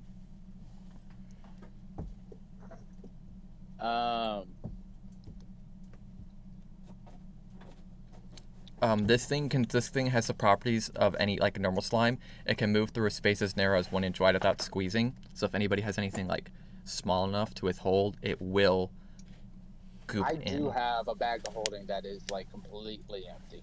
Okay. Okay, and I will. Before I do that, though, I want to cast. Zone of Truth. Okay, go for it. Okay. So he needs to make a saving throw, charisma saving throw. Everybody. That includes. So it's a 15-foot. It's going to be Colin, the Queen, me, and the slime. Though I don't think I actually have to. Do I? No, you don't have to. Should I roll it blind to the GM so that he can tell whether so you don't see whether I succeeded? Go ahead. Yeah, roll blind. Doesn't he know if you fail? Yeah, he Oh, does. that's true. The zone does know. The zone He knows says all. charisma. Yep. Ironically, I get your aura bonus to my charisma save right now. Can I not actually decide who gets that and who doesn't? I don't know. I mean, Look. it's logical. I'm going to say this right Yeah, now. but they don't always say that you can do that stuff. Starting at 6th level, whenever you or a friendly creature within 10 feet of you must make a saving throw, they gain a bonus. So unless you consider me unfriendly, Do you consider unfriendly at the moment? You're an acquaintance. No. so what's the bonus? It's +3. Okay, well there we Okay, go. what's the saving throw? You succeed. You succeed. The princess needs to roll, and then the slime needs to roll. What's the saving throw? Or what's the DC? 18? Okay. Both the princess and the slime succeed. That's bullshit. That's One got a 10, Waste of a spell. had +8, and one got a 17. So, the Oblex actually, the elder comes up and goes, and says, I will sacrifice, I will release a soul, Oblex says, I will,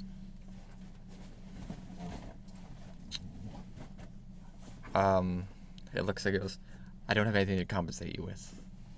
I know humans like compensation as means of trust. I have nothing.